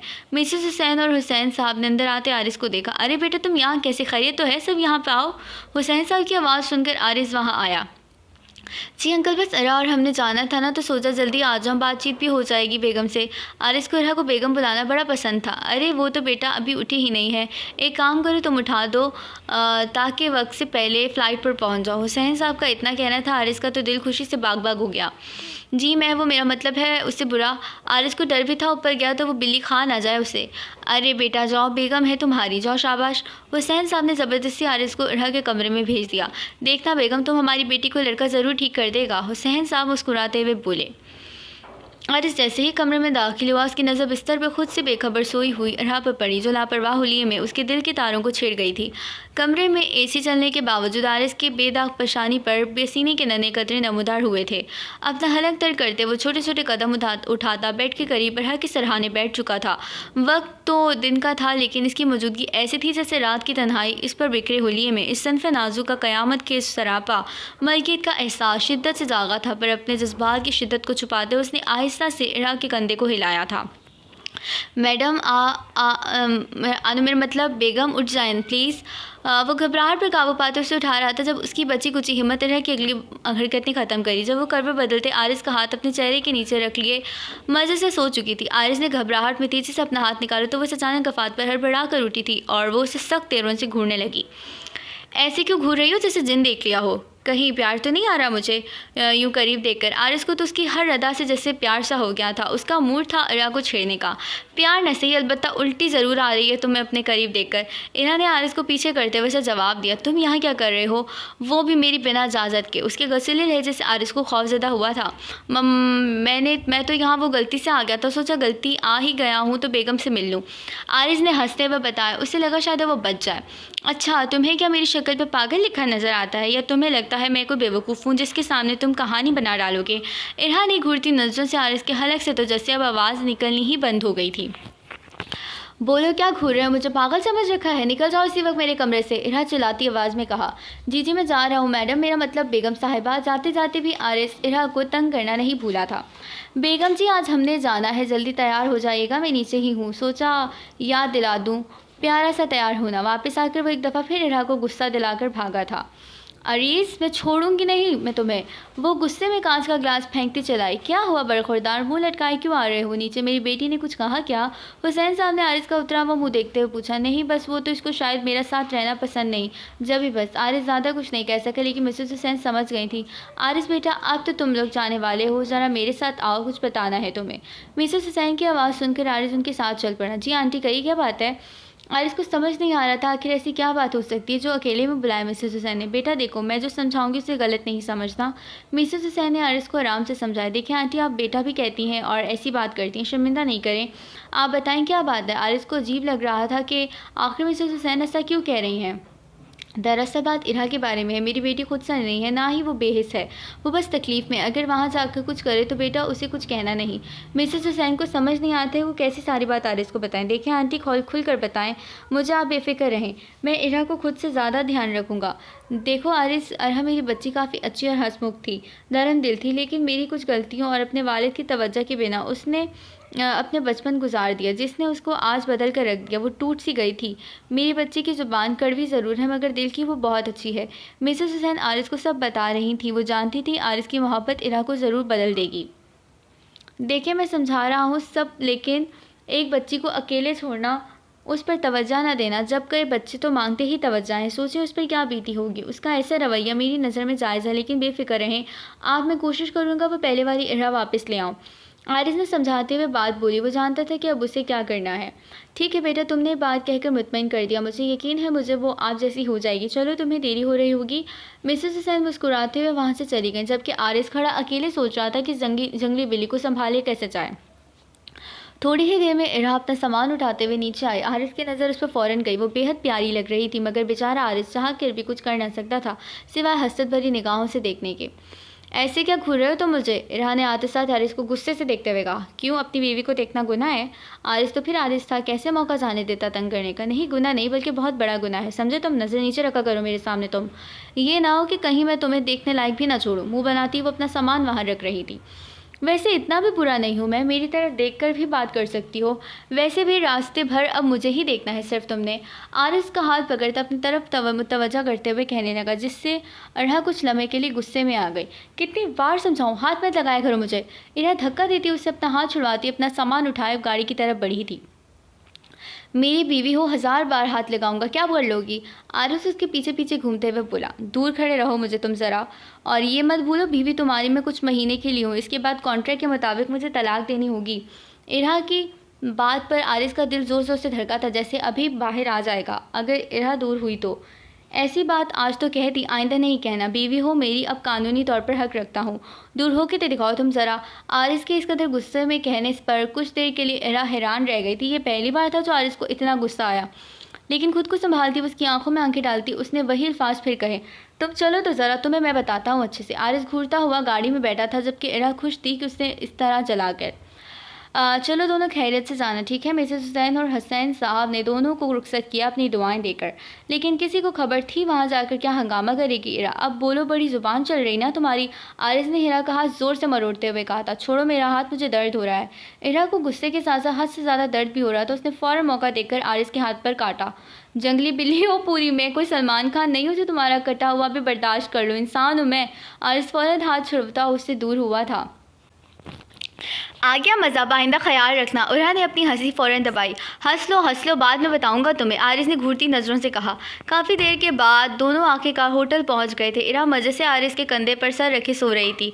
ठंडी हवा उसके चेहरे पर आती जुल्फ़ों को उड़ा रही थी।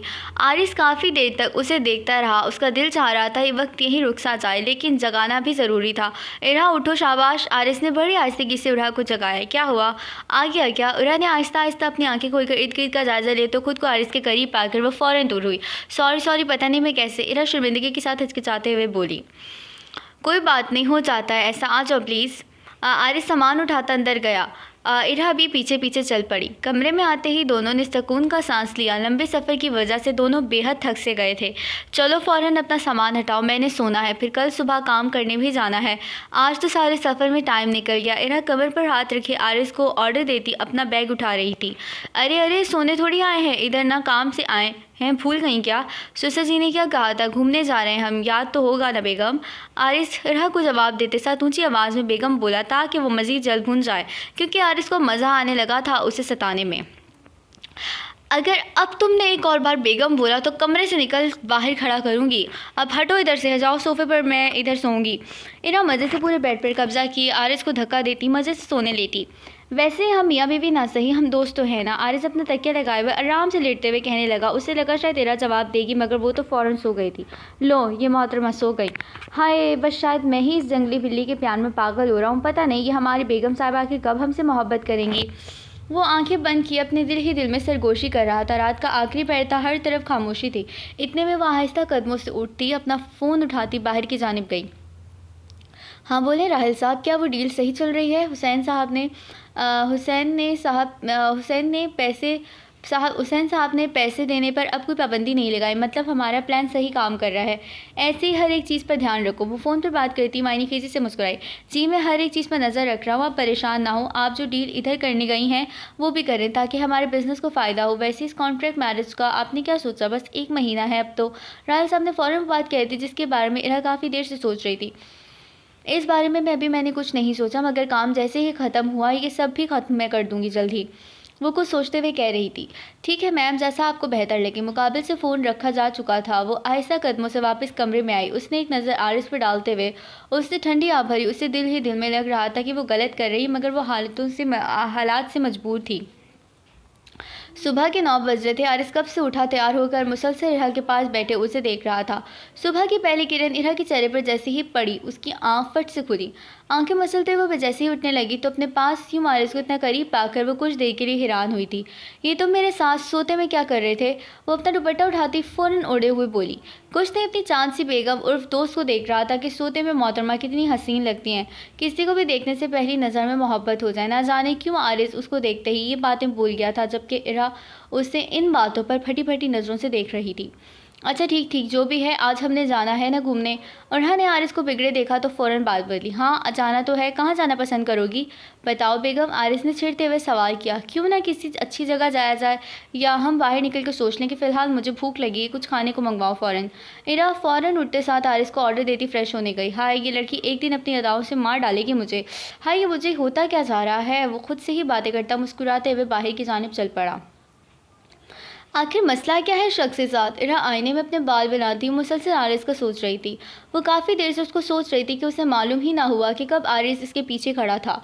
लगता है काफ़ी कुछ सोचा जा रहा है मेरे बारे में, आरिस ने एकदम से पीछे से आकर इरा के कान में कहा। सोच ही ना लूँ तुम्हें। चलो चलें, तैयारी हो गई हो ना? आरिस की बातों की नफ़ी करती वो सीधा बाहर की जानिब चल पड़ी। हाँ ये लड़की भी ना कुछ करवा कर छोड़ेगी। अपना सर पीटता वो भी साथ चल पड़ा। काफ़ी दूर चलने के बाद दोनों एक दूसरे के साथ अच्छा टाइम एंजॉय कर रहे थे। आरिस को इरा के साथ बेहद सुकून दे रहा था। वो काफ़ी दिनों बाद इरा को इतना खुश और हंसते हुए देख रहा था। ऐसे क्या देख रहे हो, चलो अब मुझे वहाँ जाना है।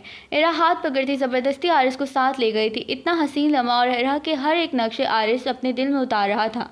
शाम का पहर था, दोनों आइसक्रीम खाते मज़े से हाथों में हाथ डाले वापस घर की जानिब आ रहे थे। हिरा को तो खबर ही ना थी कि वो आरिस की कंपनी कितनी इंजॉय कर रही है। आज मज़ा आया ना बहुत, है ना आरिस? तुम्हें पता है सब मैंने अपनी ज़िंदगी में कभी इंजॉय नहीं किया जितना आज किया। इरा मुस्कुराते हुए आरिस का हाथ थामे कह रही थी। एक दिन तुम्हें भी मुझसे मोहब्बत हो जाएगी और फिर मैं मज़ीद तुम्हारी दुनिया खुशियों से भर दूंगा। आरिस ने मुस्कुराते हुए उसकी तरफ देखकर दिल ही दिल में कहा। काफ़ी देर चलने के बाद इन दोनों का होटल आ गया था। चले अंदर या और कहीं जाना है? आरिस ने आस्तिकी से कहा था। नहीं फ़िलहाल तो नहीं, मैं काफ़ी थक गई हूँ, बस आराम करना चाहती हूँ। इरा के मिजाज में दोबारा सख्ती आनी शुरू हुई।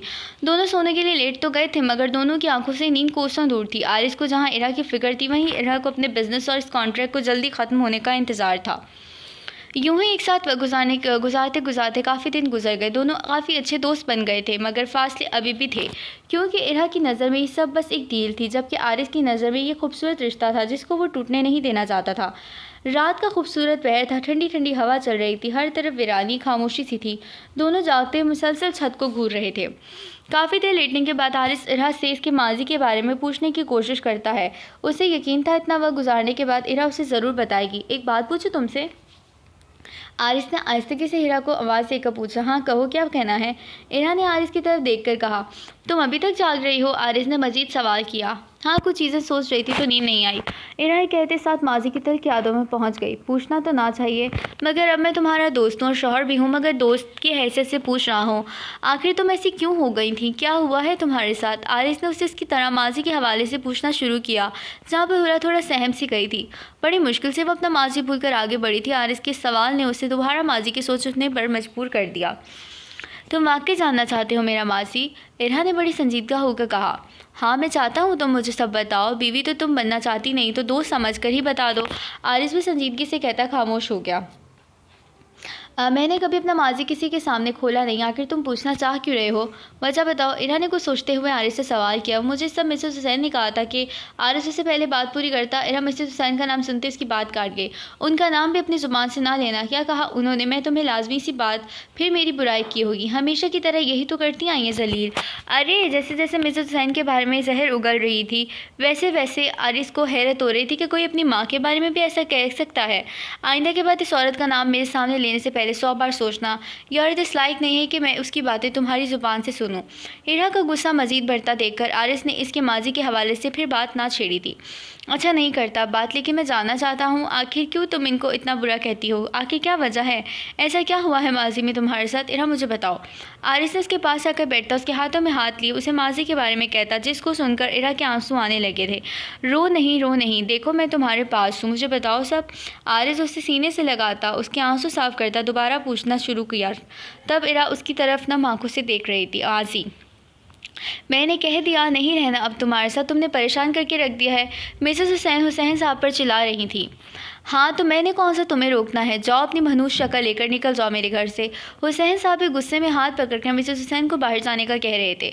मासूम से हीरा वहाँ खड़ी अपने माँ बाप को अलग होते देखती रो रही थी। हाँ तो रहने का शौक़ भी नहीं मुझे तुम्हारे साथ, मेरी जवानी बर्बाद कर दी तुमने। दिया है क्या है? तुमने एक वक्त तक तो तुम्हारे पास होता नहीं। मिसेस हुसैन ने भी आंखों में आंखें डालकर कहा। हाँ तो जाओ ना, ये लो सामान और निकल जाओ, अपनी जवानी की फ़िक्र तुम्हें सिर्फ ना मेरी है ना अपनी बेटी की। हुसैन साहब ने फ़ौरन सामान उठाकर मिसेस हुसैन का मुंह पर मारा। हाँ तो जा रही हूँ, तुम जैसे आदमी के पास है ही क्या, बस बच्चे पैदा करवा लो। मिसेस हुसैन अपना सामान उठाकर वहाँ जाने लगी थी। बाबा बाबा रुके, मामा को बुझा रही हैं। बाबा बाबा रुके ना, मामा नहीं मामा। इधर हज़ारों की तरह रो रही थी। हुसैन साहब को अपनी बच्ची को ऐसे बेलनागा देख कर तकलीफ़ हो रही थी, मगर करते भी तो क्या। मेरा बच्चा, हौसला रखो, मामा जा चुकी हैं तुम्हारी, मैं हूँ ना, देखो मेरा बच्चा, मैं हूँ ना। हुसैन साहब इरा को सीने से लगाए चुप करवा रहे थे, मगर वो तो जैसे अपने हवास में ही खो बैठी। मेरा बच्चा परेशान आओ, देखो बाबा है ना। हुसैन साहब बाबा इरा को आवाज़ दे रहे थे, मगर वो तो जैसे खामोश सी हो गई। ज़ूबी ज़ूबी इरा को कमरे में लेकर जाओ, ध्यान रखो उसका। हुसैन साहब अपनी बेटी की हालत देखकर काफ़ी अफसरदा थे, मगर करते भी क्या सिवाय अफसोस करने के। बाबा देखे मैंने क्लास में टॉप किया है। इरा भागती हुई सीधा हुसैन साहब के पास आई। इरा अभी मैं ज़रा मसरूफ़ हूँ, बाद में देख लूँगा। बाबा अभी देखें ना, देखें तो सही। इरा काफ़ी ज़िद कर रही थी। इसी ज़िद में इरा से अनजाने में कॉफ़ी का मग इरा से टकरा कर हुसैन साहब के पेपर्स पर जा गिरा। ये क्या कर दिया तुमने, कहा भी था रुक जाओ, देख लूँगा, मगर नहीं, समझ नहीं आती, जाहिल लड़की। इरा को अपने बाप का ऐसा रवैया देखकर काफ़ी अफसोस हुआ। अब क्या देख रही हो, ऐसे दफ़ा हो जाओ। मासूम सी इरा वहाँ से रोते हुए अपने कमरे में चल दी। सारा काम ख़राब कर दिया, अब दोबारा करना पड़ेगा। उसकी माँ का कसूर है, सारा कुछ तरबियत नहीं की, बस जाने की जल्दी थी उसे। हुसैन साहब गुस्से में अपने पेपर साफ़ करते हुए बोले। मासूम सी इरा घंटों तक भूखी प्यासी रोते रोते न जाने कब सो गई, उसे मालूम ना हुआ। ऐसे ही दिन ब दिन बीते गए। अरहा के मजाज में तल्खी आना शुरू हो गई थी। वो बात हर किसी से झगड़ा करती, अक्सर क्लास में बैठे बच्चों को मार देती। रोज़ाना कोई ना कोई शिकायत हुसैन साहब के पास पहुंचती, जिससे दिन ब दिन अरहा को जलील होना पड़ता। आज फिर उसकी शिकायत आई थी और आज हुसैन साहब को अरहा पर शदीद गुस्सा आ रहा था। ये क्या तुमने रोज़ रोज़ मुझे जलील करने का सोच रखा है, बताओ मुझे। हुसैन साहब इरा को बाजू से पकड़कर पूछ रहे थे। ऐसा भी क्या कर दिया मैंने, मारा ही तो था, सिर्फ जान से, तो फिर भी बच गया वो। इरा ने काफ़ी बदतमीज़ी से जवाब दिया। अब तुम अपने बाप को जवाब दोगी, तुम्हारी हरकतें अभी ऐसी हो गई हैं तो आगे कैसी होंगी। मैंने सोच लिया है तुम्हें अब बोर्डिंग स्कूल भेजना पड़ेगा। हुसैन साहब ने शदीद गुस्से में कहा। हाँ भेज दें, आप तो चाहते ही हैं, हमें ज़िंदगी भर दिया है, क्या है मुझे सिवाय आंसुओं के। आंखों में आंसू लिए बिना हुसैन साहब की बात सुने वो वहाँ से भागी थी। हाँ कुछ नहीं दिया ना, अब दूंगा भी नहीं, कल ही तुम जाओगी बोर्डिंग स्कूल, वहीं सही रहोगी, अक्ल ठिकाने आ जाएगी तुम्हारी। हुसैन साहब बिना किसी की चीज़ की परवाह किए इरा को बोर्डिंग स्कूल भेजना चाहते थे। बाबा मैं नहीं जाऊँगी, बाबा बाबा ऐसा नहीं करें। इरा बार बार इल्तिजा कर रही थी कि उसके बाबा रोक लें। बस बहुत हो गया तुम्हारा ड्रामा, रोज़ रोज़ की हरकतें मैं बर्दाश्त नहीं कर सकता, ले जाओ इसको। हुसैन साहब ने फ़ौरन ये कहकर दरवाज़ा बंद कर लिया, जबकि बाहर इरा दरवाज़ा बजाती रह गई। आखिरकार अरहा को ज़बरदस्ती बोर्डिंग भेज दिया गया। वह नन्ही सी बच्ची बचपन में ही काफ़ी कुछ सीख गई थी। अरहा ने आरिस के गले लगकर सारी बातें बता दी थी। आज उसका दिल वाकई में हल्का हुआ। देखो सब ठीक हो जाएगा, तुम रोना बंद करो, मैं हूं ना साथ, मैं ऐसा कभी नहीं करूँगा। आरिस का दिल इरा के लिए काफ़ी दुखा था। इरा आरिस के अल्फाज सुनकर नम आंखों से उसकी तरफ देखती है। कितना हसीन लम्हा था, ये दोनों एक दूसरे को देख रहे थे। आरिस की आंखें इरा को काफ़ी कुछ कह रही थीं, मगर इन ख्यालों को झटक कर इरा कुछ लम्हे के लिए फ़ौरन आरिस से दूर हुई। रात बहुत हो गई है, सो जाओ अब तुम, इरा के कहते साथ ही वहाँ से उठकर सोने के लिए चल दी, जबकि आरिस वहीं बैठ सोच में रहा था। तो ये वजह थी जो तुम ऐसी हो, अब तो मुझे तुमसे और मोहब्बत होने लगी है। कल का दिन मैं तुम्हारे लिए खास बना दूंगा और इस दिन के बाद तुम हर दिन मुस्कुराओगी पहले की तरह। आरिस दिल में कहते हुए लेट कर आंखें मूंद गया। क्या मैंने इसको ये बात बताकर सही किया, आखिर क्यों मैंने इस शख्स से अपना दर्द बयान किया। आज से पहले ऐसा तो कभी ना हुआ था। इरा सोचों में गुम एक नज़र आरिस पर नज़र डालती वो भी नींद की वादियों में चली गई। सुबह शादी का वक्त था। इरा आराम से सो रही थी जब सूरज की पहली किरण इरा के चेहरे पर पड़ी, जिससे मुसलसल इरा को नींद में खलल पड़ रहा था। वह आगे पर्दे खोलकर इरा के सराहने जा बैठा। आरिस को इरा सोते हुए काफ़ी हसीन लगी थी। इसकी मोहब्बत दिन ब दिन बढ़ती जा रही थी, जिस बात से इरा अनजान थी। आहिस्ता आहिस्ता आरिस इरा के चेहरे पर आती हुई शरीर से जुल्फ़ों को जैसे ही पीछे करने लगा, इरा को किसी के छूने का एहसास हुआ। फ़ौरन से आंखें खोल गई। ये तुम यहाँ क्या कर रहे हो। आरिस को अपने ऊपर यूँ झुका देखकर वो भी हैरान थी, जबकि वो इसके ऐसे देखने पर संजीदा सा होता उससे फ़ौरन दूर हुआ। कुछ नहीं, वो बस मैं ऐसे ही। आरिस इरा के शहर में मधुस सा होता हुआ हड़बड़ा कर बोला। अच्छा भटो, मुझे जाना है, आज अर्जेंट मीटिंग है, तुम चलोगे। इरा अपने बालों को चूड़ा बनाते हुए से पूछने लगी। नहीं तुम जाओ, मुझे थोड़ा काम है, फिर वापसी पर तुम्हें लेता जाऊँगा।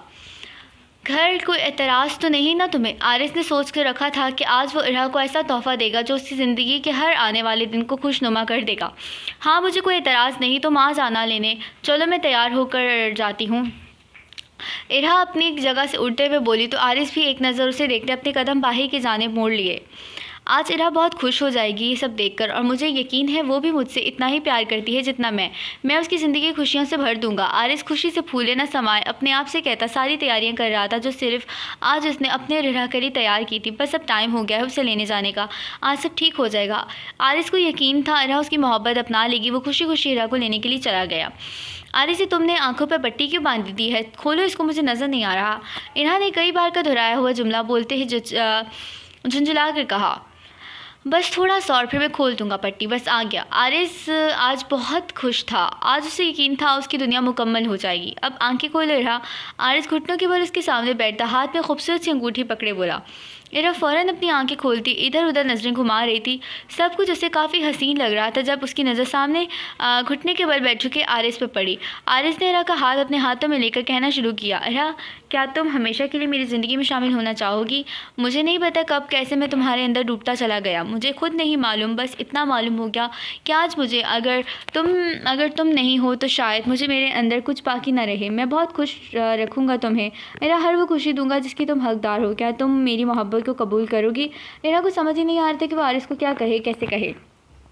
आरिस मुसलसल इरा को देख रहा था। उसका दिल ज़ोरों से धड़क रहा था जैसे अभी बाहर आ जाएगा। उसे इरा को खो देने का डर था। आंखों में उम्मीद साफ वाज़िया थी कि आज वो अपनी मोहब्बत पा लेगा। बोलो इरा, क्या हुआ?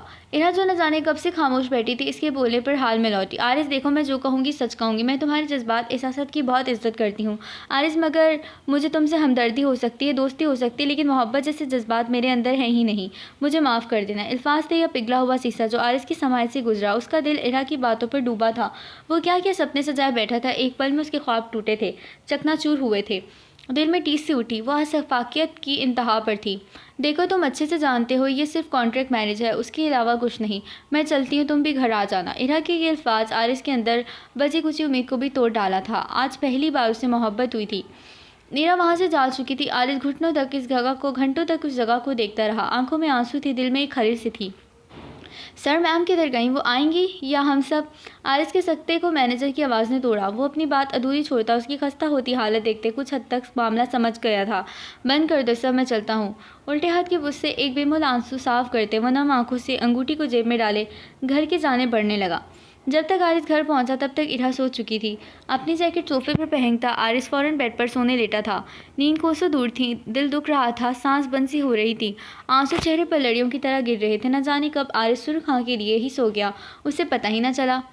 रात का आखिरी पहर था। इरा दबे पाँव उठी, अपना फ़ोन उठाती बाहर की जानिब जाकर नंबर मिलाने लगी। जी राहिल साहब, मेरी डील यहाँ मुकम्मल हो चुकी है, बस मैं कल परसों तक वापस आ जाऊँगी। और अरा राहिल साहब को बिज़नेस के हवाले से आगाह करती हुई कह रही थी।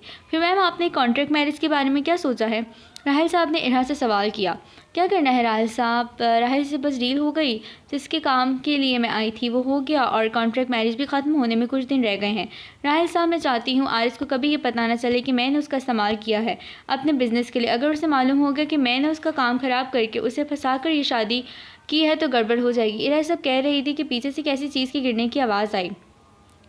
मुड़कर देखने पर मालूम हुआ कि आरिस खड़ा सुर्ख आंख के लिए इरा को देख रहा था। मतलब वो वहाँ खड़े सब सुन चुका था। आरिस के यूँ खड़ा देखकर इरा के एकदम से पसीने छूटे थे। आरिस, जो तक ने सुना ऐसा कुछ नहीं है देखो। आरिस, जो तुमने सुना ऐसा कुछ नहीं है देखो। उससे पहले कुछ कहती आरिस चुप करवा गया।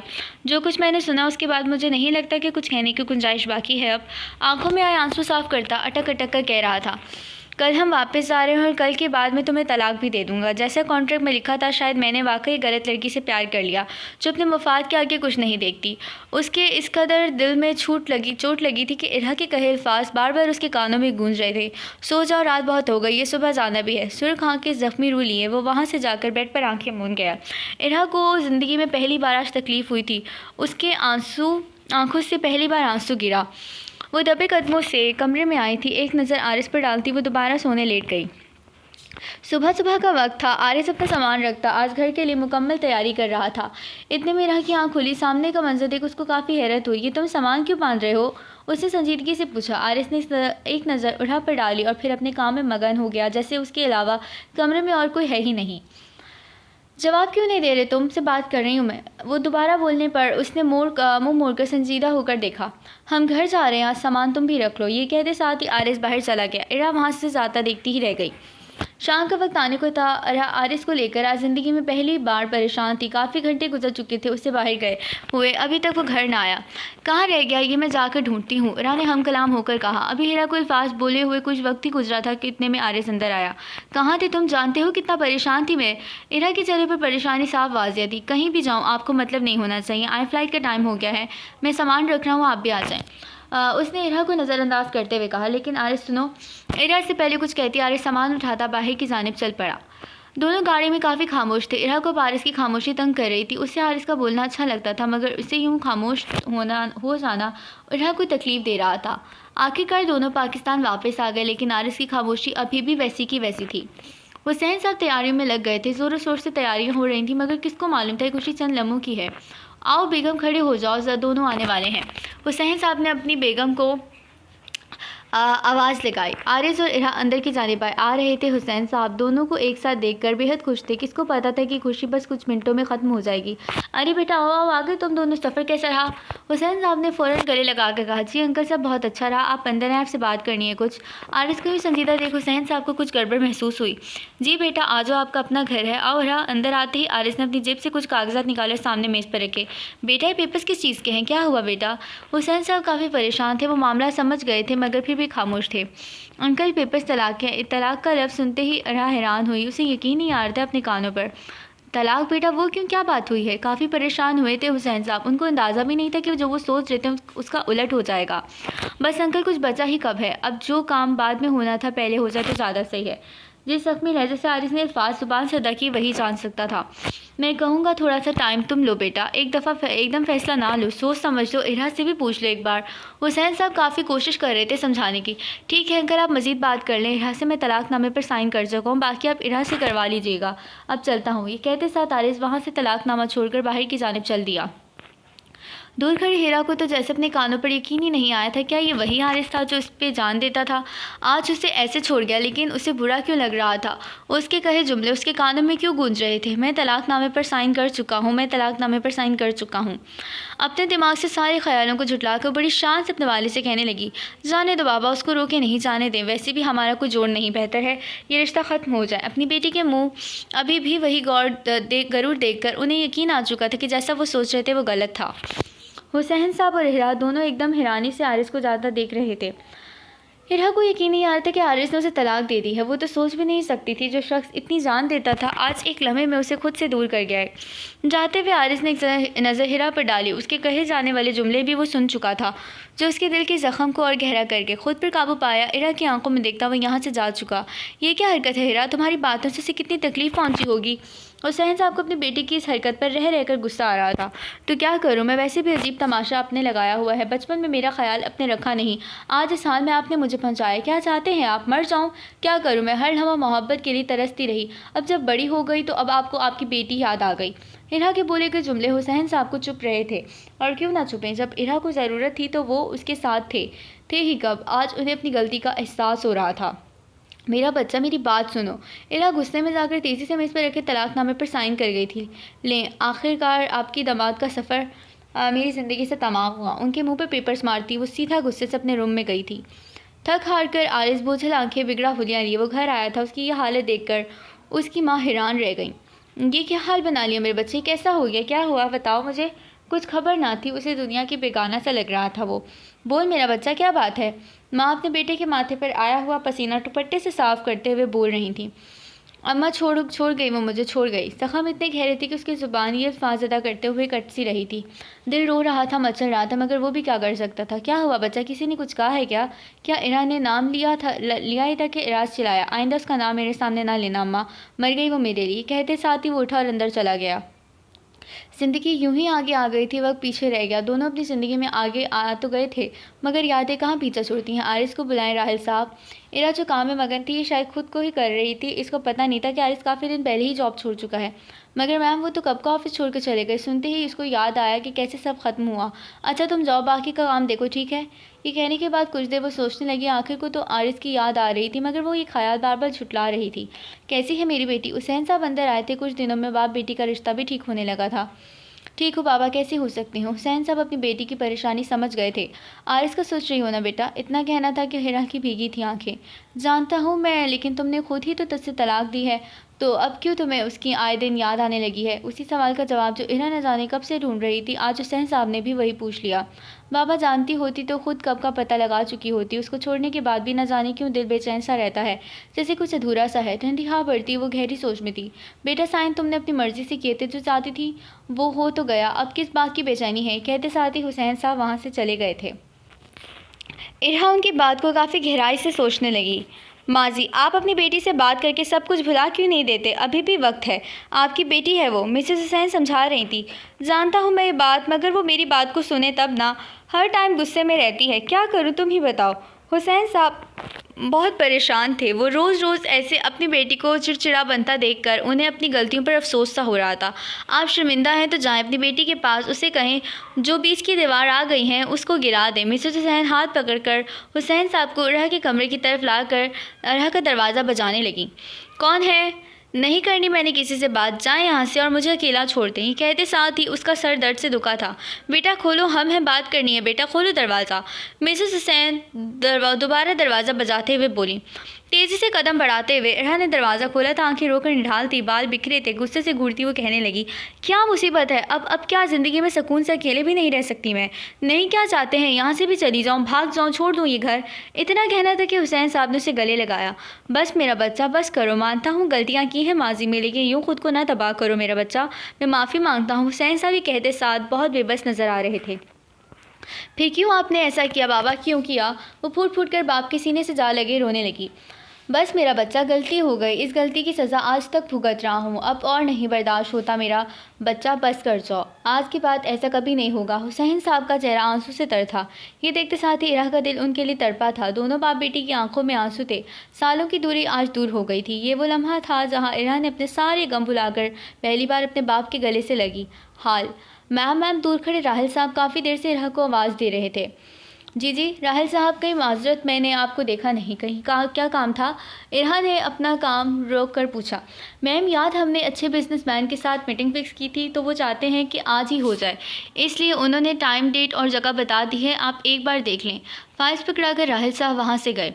अच्छा, तो ताजमहल रेस्टोरेंट में मीटिंग फिक्स की है? ठीक है, चलते हैं। इधर भी हो गई डील तो ठीक है, वरना मुझे क्या पड़ी? वो खुद से हम कलाम होकर बोली। अपने बिज़नेस को लेकर वो आज भी बहुत सीरियस थी। वही लहजा था, बस बात इतनी थी कि उसके लहजे में ज़रा नरमी आ गई थी। हाँ जानम, कब मिल रही हो? फिर इतना इंतज़ार करवाती हो? वो शौकी से हंसते हुए बोला। अरे छोड़ो ना तो मेरी जान, क्यों ना कल मिले? इतने दिन हो गए हैं, तुम मिलती नहीं हो। अब कल आ जाओ ना जानम, अब और रहा नहीं जाता। बेचैनी का आलम साफ जाहिर था। वो शख्स अपनी महबूबा से मिलने के लिए इंतहा का बेताब था। अच्छा मेरी जान, आ जाऊँगी, क्यों ना हम ताजमहल रेस्टोरेंट में मिलें? उस लड़की ने अपना मशवरा जाहिर किया।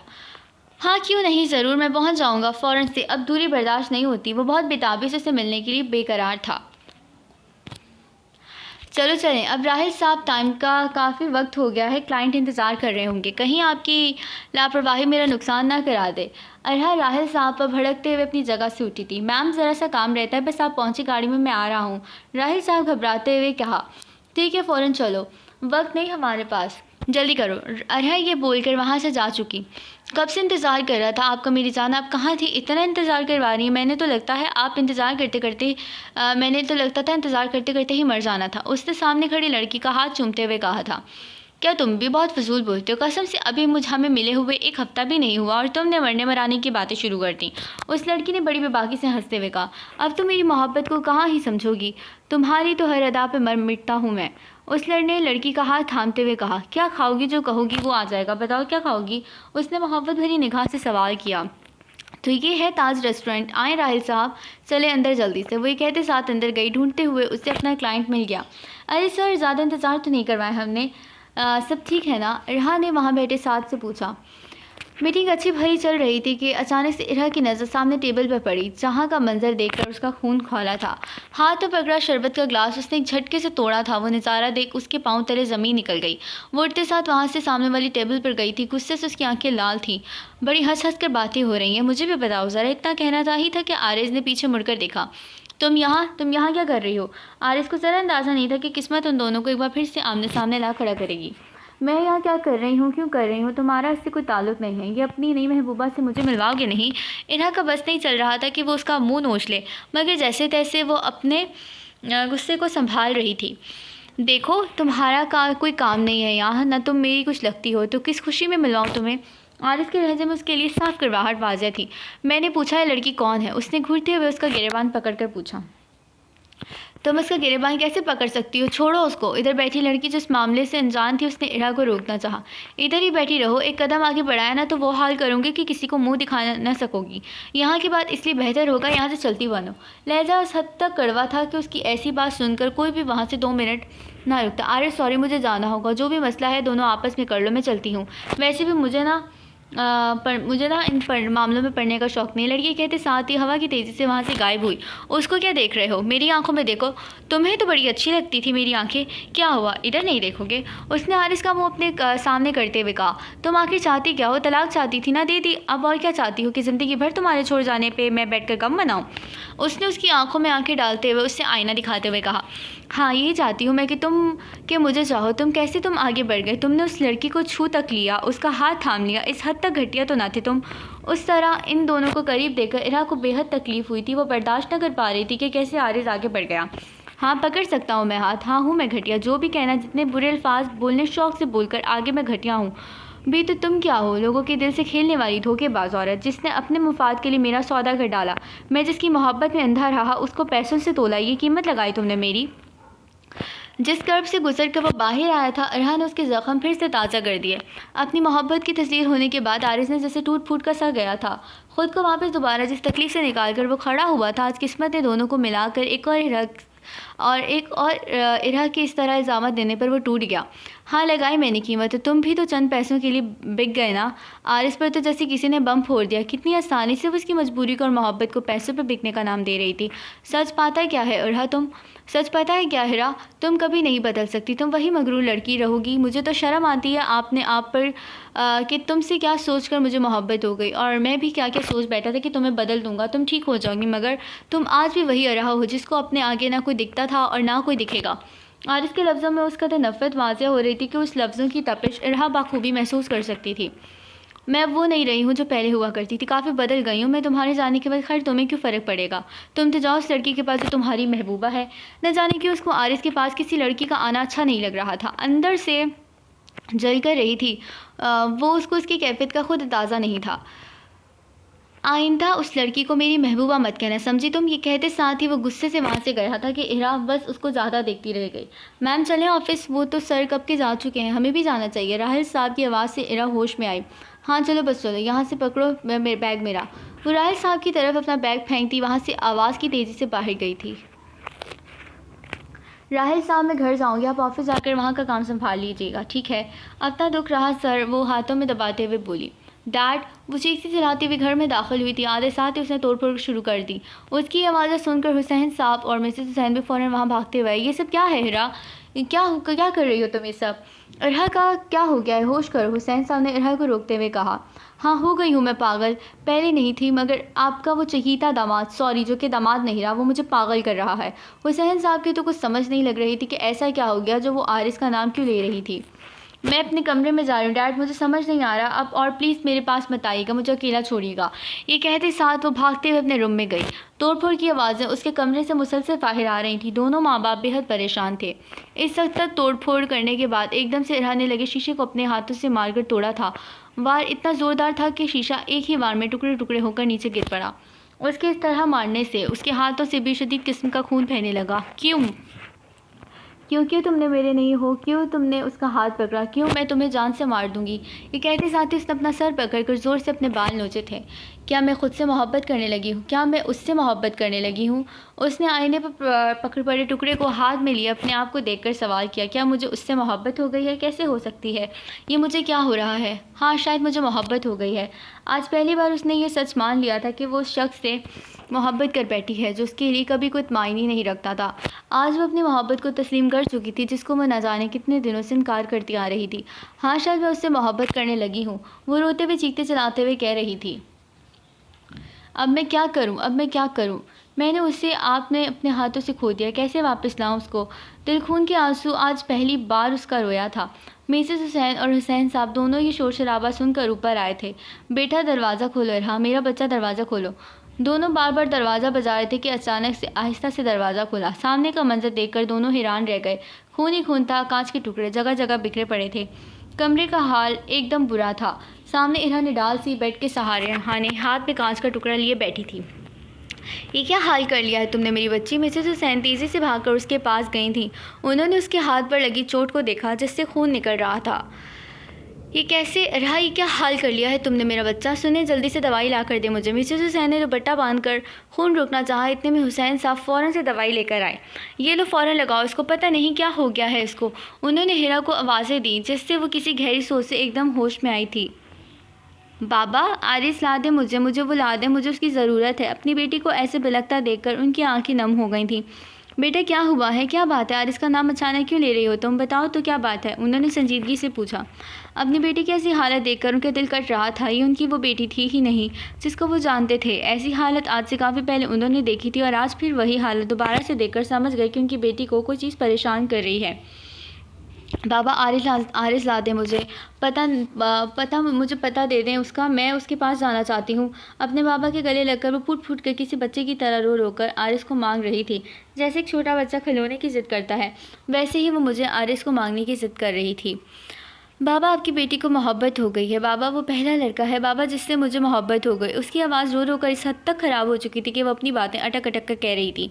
बाबा मैंने उसे खो दिया, बाबा मैंने उसे खो दिया। कहते ही वो धीरे धीरे गनूदगी में नींद की आगोश में चली गई। मिसेस हुसैन ने उसे नींद का इंजेक्शन लगा दिया था ताकि वो सुकून से सो सके और वो उसके हाथ की मरहम पट्टी कर सके। क्या सोचा है आपने इरहा को सब सच बताने का? मिसेस हुसैन ने हुसैन साहब से सवाल किया क्योंकि मुसलसल वो अपनी बेटी को ऐसी हालत में नहीं देख सकती थी। बेगम रुक जाओ ज़रा, इतनी जल्दी नहीं। तुम्हें तो पता है, बता दिया तो क्या होगा, सब्र रखो बस। हुसैन साहब ने कुछ सोचते हुए कहा। वो जानते थे वो क्या कर रहे हैं, वो ये भी जानते थे कि इसमें ख़तरा है, मगर फिर भी वो करने को तैयार थे। धीरे धीरे उसकी आंखें खुलती हैं, सर में एकदम उठते साथ ही टीस से उठी थी। बेड के सहारे वो टेक लगा कर बैठी थी, एक हाथ से अपना सर पकड़ी हुई थी, अपने आप को संभालती और बातें करती। वो एकदम से बेड से उतर कर गाड़ी की चाबियाँ लेकर कमरे से बाहर भागी। ये कहाँ जा रही हो इतनी तेज़ी से? रुको। पीछे से मिसेस हुसैन ने आवाज़ दी जिसको वो अनसुना करके सीधा गाड़ी में बैठी स्पीड बढ़ाती हुई तेज़ी से गई। उफ खुदाया, क्या करूँ मैं इस लड़की का? क्या करती है, कुछ समझ नहीं आता इसका। मिसेस हुसैन उसे यूं ज़्यादा देखकर सर पकड़ कर बैठ गई। मुझे जल्दी तेज़ी से गाड़ी चलानी होगी, मुझे आरिस के पास जल्दी से जल्दी जाना होगा। खुद से हम कलाम करती वो मज़ीद गाड़ी की स्पीड तेज़ करती वो आरिस के घर की जानिब चल पड़ी। आखिरकार वो अपनी मंजिल तक पहुँच गई थी। वो गाड़ी से उतरी, वो सीधा आरिस के घर गई। दरवाज़ा खटखटाने की हिम्मत उसमें ना थी, मगर खुद को संभालते हुए उसने घर का दरवाज़ा बजाया। आरिस को देख ज़रा सा दरवाज़ा बजा रहा था। आरिस की अम्मा मुसलसल आवाज़ें दे रही थी। आरिस के न जाने पर वो मजबूरन खुद उठते हुए दरवाजे तक पहुंची। अरे अरे बेटा तुम! सामने खड़ी अरहा को यूँ अचानक देख वो एकदम चौंकी थी। अरे अरे अम्मा, कौन है? क्या आप हर किसी से बातें करने लग जाती हैं? पीछे से एकदम आरिस की आवाज़ आई। जैसे ही उसकी नज़र दरवाजे पर खड़ी अरहा पर पड़ी, उस तरह उसको यूँ अचानक देख वो भी हैरान था। उसने सोचा न था वो उसके घर तक आ पहुँचेगी। क्यों आई हो तुम यहाँ? आपने आपको संभालता वो उससे उसके यहाँ आने की वजह पूछ रहा था। अंदर आने को ना कहोगे? उसने धीमी आवाज़ में कहा। किस लिए कहूँ? तुम्हें अंदर आने का जो कहना है कहो और जाओ। ये कहते साथ ही आरिस वापस अंदर जाने लगा था कि एकदम से इरहा ने उसका हाथ पकड़ कर रोका। आरिस रुको, मैं तुमसे माफ़ी। वो कहने ही वाली थी कि आरिस ने उसे टोका। खबरदार, जो माफ़ी मांगी तुमने। माफ़ी मांगकर क्या साबित करना चाहती हो कि तुम्हें बड़ा एहसास है? आरिस के मुंह से निकली बातें किसी आग की तरह अरहा को ज़ख्मी कर रही थीं। आरिस, मैं बस माफ़ी मांगना चाहती हूँ। मैं तुमसे मोहब्बत करती हूँ आरिस। उसकी आंखों से बात कहते हुए मुसलसल आंसू बह रहे थे। ये लफ्ज़ सुनकर तो जैसे आरिस को ज़ोरदार झटका लगा था। क्या क्या कह रही हो तुम? आरिस को लगा शायद उसने कुछ गलत सुन लिया है। उसने एक बार और पूछना चाहा। मैं मोहब्बत करने लगी हूँ तुमसे आरिस। मैं जानती हूँ जो मैंने किया मैं माफ़ी के लायक नहीं हूँ, मगर मुझे तुम्हारी आदत हो गई है। इन लम्हों में जितना मैं अकेली हूँ, उन एक एक लम्हों में मैं ऐसा कोई मिनट नहीं गुजरा जिसमें तुम्हें याद ना किया हो। मैं सिसक सिसक को रोते हुए कह रही थी। मुंह पूरा सुर्ख हो गया था, आंखें सूज गई थी। वो धीमी आवाज़ धीमी हो गई। इस तरह उसका रोता चला आरिस से देखा नहीं जाता। उसका दिल चाहता था कि वो गले लगाकर उसके सारे आंसू चुन ले, मगर मजबूर था। अब कुछ हमारे बीच नहीं बचा रहा, बेहतर होगा चली जाओ। अपना दिल सख्त करता वो उसे यहाँ से जाने का कहकर वापस अपने कमरे की तरफ चल पड़ा। वो जानता था अगर थोड़ी देर रहा तो वो अपना काबू खो देगा, और वो ये करना नहीं चाहता था। अगर ऐसा करता तो शायद टूट जाता। मगर आरिस, मुझे ऐसे नहीं छोड़ो। वो भागते हुए उसके पाँव में आ गिरी थी। ये वो वक्त था जिस वक्त अरहा ने पहली बार खुद को इस हद तक कमज़ोर पाया। छोड़ो मुझे अरहा, ये क्या हरकतें कर रही हो तुम? चली जाओ, कुछ नहीं बचा अब, और प्लीज़ वापस मत आना। मुझे तुमसे कोई मोहब्बत नहीं और शायद अब कभी ना हो। उसके हाथ अपने पाँव से छुड़वाता वो वहीं उसे तड़पता छोड़ गया। आरिस, मुझे छोड़कर मत जाओ। वो वहीं ज़मीन पर बैठी चीखती चलाती मुसलसल आवाज़ें दे रही थी। दिल कट रहा था उसका। आज पहली बार उसने मोहब्बत न मिलने का दुख सहा था, जिसकी तकलीफ़ वो बर्दाश्त नहीं कर पा रही थी। इरहा बेटा बैठो कुछ देर, आरिस की अम्मी ने इरहा को संभालते हुए कहा। नहीं, मैं चलती हूँ, आप अपना ख्याल रखिएगा। अपने हाथों से आते हुए आंसू साफ करते वो उठी, खुद को संभालती दबे दबे कदमों से बाहर की जानिब चलती थी। आज वो बुरी तरह टूटी थी। उसकी हर उम्मीद आज हार गई। गाड़ी में जैसे तैसे आकर बैठी, उसने होश संभाला। क्या मैं हार गई हूँ? क्या उस शख्स की मोहब्बत ख़त्म हो गई? आंसू बह रहे थे। सोचों में घूम अंधाधुंध गाड़ी चला रही थी कि जाने सामने से आती हुई गाड़ी से इरहा की गाड़ी की टक्कर हो गई। टक्कर इतनी ज़ोरदार थी कि उसके सर से खून रिस रहा था। सारे लोग जमा हो चुके थे, मगर लोगों को फिक्र न करते हुए वो एक साथ से अपने सर पकड़ा रख खून कपड़ा रखकर खून रोकती वहाँ से जैसे तैसे उठी, अपनी गाड़ी को वहीं छोड़ती पैदल चलती घर तक आ गई। घर तक पहुँचते ही खून शदीद बहने की वजह से उसकी आंखें घूमने लगी। आंखों के इर्द गिर्द अंधेरा छाने लगा। उससे पहले वो गिरती, वहाँ मौजूद शख्स ने उसे संभाल लिया था। बेहोशी की हालत में उसको उस शख्स का चेहरा इतना धुंधला दिखाई दे रहा था कि उसी सोच के साथ उसकी आंखें एकदम बंद हो गईं। ये मैं कहाँ हूँ? उसने एकदम से अपना सर पकड़ा। धीरे धीरे आंखें खोलती वो इर्द गिर्द का जायजा ले रही थी। उसे समझ तो लग गई थी कि वो अपने घर है, मगर वो अपने दिमाग पर जोर डालती वो उस धुंधले चेहरे को याद कर रही थी जिसने उसे संभाला। अरे मेरा बच्चा उठ गया। मिसेस हुसैन ने अपनी बेटी को होश में आते देखा तो आवाज़ दी, मामा मुझे यहाँ किसने लाकर छोड़ा? मिसेस हुसैन उसके सवाल को सुनकर हैरान रह गई थी। उन्हें लगा था कि इरा को कुछ याद नहीं होगा, मगर वो अनजान बनते हुए उसकी बात को झुटला रही थी। किस बारे में बात कर रही हो इरा? मुझे समझ नहीं आ रही। मिसेस हुसैन ने शरबत का गिलास थामते हुए अनजान बनते हुए ऐसे जाहिर किया जैसे उन्हें कुछ मालूम नहीं। मामा झूठ मत बोले, मुझे यहाँ कौन लेकर आया है? इरा ने उसका गिलास जोर से ज़मीन पर मारते हुए पूछा। ये क्या बदतमीज़ी है हिरा? अरहा, ये बदतमीज़ी है तो बदतमीज़ी ही सही। मुझे जानना है कौन लाया मुझे यहाँ। जानना चाहती हो कौन लाया तुम्हें यहाँ? आरिस लाया तुम्हें यहाँ। मिसेस हुसैन को आखिरकार मुंह से सच बोलना ही पड़ा, क्योंकि अब उनसे मजीद अपनी बेटी की झूठ बोला नहीं जा रहा था। वो थक गई थी अपनी बेटी को ऐसे देखकर। आरिस लाया मुझे यहाँ, ऐसे कैसे हो सकता है? वो यहाँ कैसे आ सकता है? इरहा को लगा शायद उसने गलत सुन लिया हो। उसे हैरत का झटका लगा, क्योंकि आरिस ने तो खुद उसे अपनी ज़िंदगी से जाने का कहा था। वो भला यहाँ कैसे आ सकता है? हाँ, वही लाया तुम्हें यहाँ। अब जो बात करनी है उससे तुम खुद ही करना। ये कहते साथ ही वो इरा को वहीं अकेला छोड़कर चली गई। बेटा अगर तुम ना होते तो शायद आज वाकई मेरी बेटी मर जाती, हुसैन साहब ने आरिस को गले लगाते हुए कहा था। बेटा अगर तुम ना होते तो शायद आज वाकई मेरी बेटी मर जाती, हुसैन साहब ने आरिस को गले लगाते हुए कहा। ऐसी बातें करके शर्मिंदा कर रहे हैं आप, वो मेरी बीवी भी है। इतना कहना था कि हुसैन साहब उसकी बात पे बेसाख्ता मुस्कुराए। क्या? हुसैन साहब और आरिस आवाज़ सुनकर वो फ़ौरन पीछे मुड़े थे, जहाँ इरा दरवाजे पे खड़ी थी। दरवाजे पे खड़ी इरा को तो जैसे अपने कानों पे यकीन ही नहीं आया। ये मैंने क्या सुना है बाबा? उसको समझ नहीं आ रहे थे कि जो उसने सुना वो सच है या जो हो चुका वो। बेटा इरा मेरी बात सुनो। हुसैन साहब ने उसे समझाना चाहा, मगर मामला बिगड़ चुका था। इतने दिनों बाद आप पे यकीन किया था बाबा, फिर क्यों बाबा? ये सब क्या है? उसे आंखों में आंसू थे। उसे हैरानी हो रही थी कि उसके साथ ये हुआ क्या था। मैं सब बताऊंगा, बैठो इधर आओ। अपनी बेटी को पास बुलाकर उन्होंने उसे बिठाकर संजीदगी से सारी बात बताना शुरू की। जी अस्सलाम वालेकुम अंकल, आप सही थे, मैं हार गया अंकल। मुझे तो यकीन ही नहीं आ रहा कि उसने अपने मकसद के लिए मुझे इस्तेमाल किया। बुढ़ा की कॉल पे की जाने वाली सारी बातें हुसैन साहब को बता रहा था। दिल बहुत दुखा था उसका, मगर बताना शुरू की ज़रूरी था। बेटा मैं सब जानता हूँ, मेरी वजह से हुआ ये ना। मैं एक कॉन्ट्रैक्ट रखता ना ऐसा होता, लेकिन वो इतनी खुदसर हो गई थी, मैं मजबूर था। हुसैन साहब सब बातें सुनकर अफसरदा से होकर रह गए। बेटी ने उनको इस कदर मजबूर कर दिया था। फिर आप बताएं मैं क्या करूं? तलाक लेना चाहती है वो मुझसे, क्या दे दूं? अगर मैंने तलाक दी थी तो शायद खुद ही मर जाऊंगा। दिल उसका भारी होने लगा। तलाक तो छोड़ो, वो इरा को एक लम्हे के लिए खुद से अलग नहीं कर सकता था।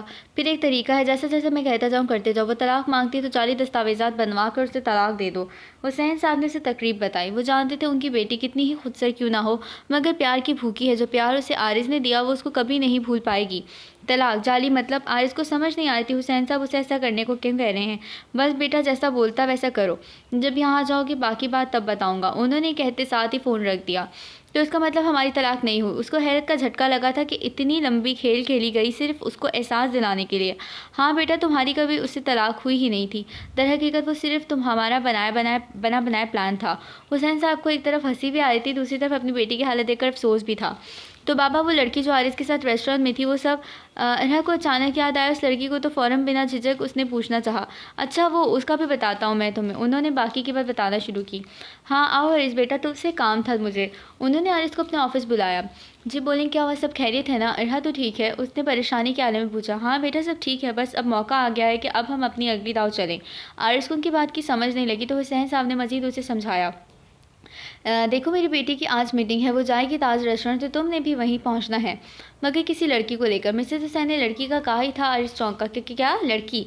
उसको डर था कि इरहा का कि अगर वो लड़की लेकर पहुंच गया तो वो उसे कच्चा चबा जाएगी। हाँ लड़की, क्या हुआ? तुम्हें पसीने क्यों छूट रहे हैं? उनको इस बेचारे को ऐसी हालत देखकर हंसी आ रही थी, मगर वो महारत से छिपा गए। आप जानते हैं कि वो कैसी, अगर उसने मुझे देख लिया तो मेरा बुरा हाल कर डालेगी। उसको आज भी हिरा का खौफनाक गुस्सा याद था, कैसे याद ना रहता, इतने दिन साथ जो रहा था। अरे बरखुरदार, डरते क्यों? मेरी बेटी है, खाएगी नहीं, तुम्हें बस थोड़ी बातें सुनाएगी, सुन लेना खुशी खुशी। उन्होंने एक ज़ोरदार कहका लगाकर कहा। जी ठीक है, जैसा आप कहें मैं करता जाऊंगा, उसने माथे पर आया हुआ पसीना साफ करते हुए कहा। बाकी तो सब जो हुआ तुम जानती ही हो, हुसैन साहब ने गहरा सांस लेते हुए कहा। इरहा का इतना बड़ा खेल सुनकर एकदम दिमाग घूमने लगा कि इतना बड़ा खेल खेला गया उसके साथ जिसकी इसको खबर तक ना थी।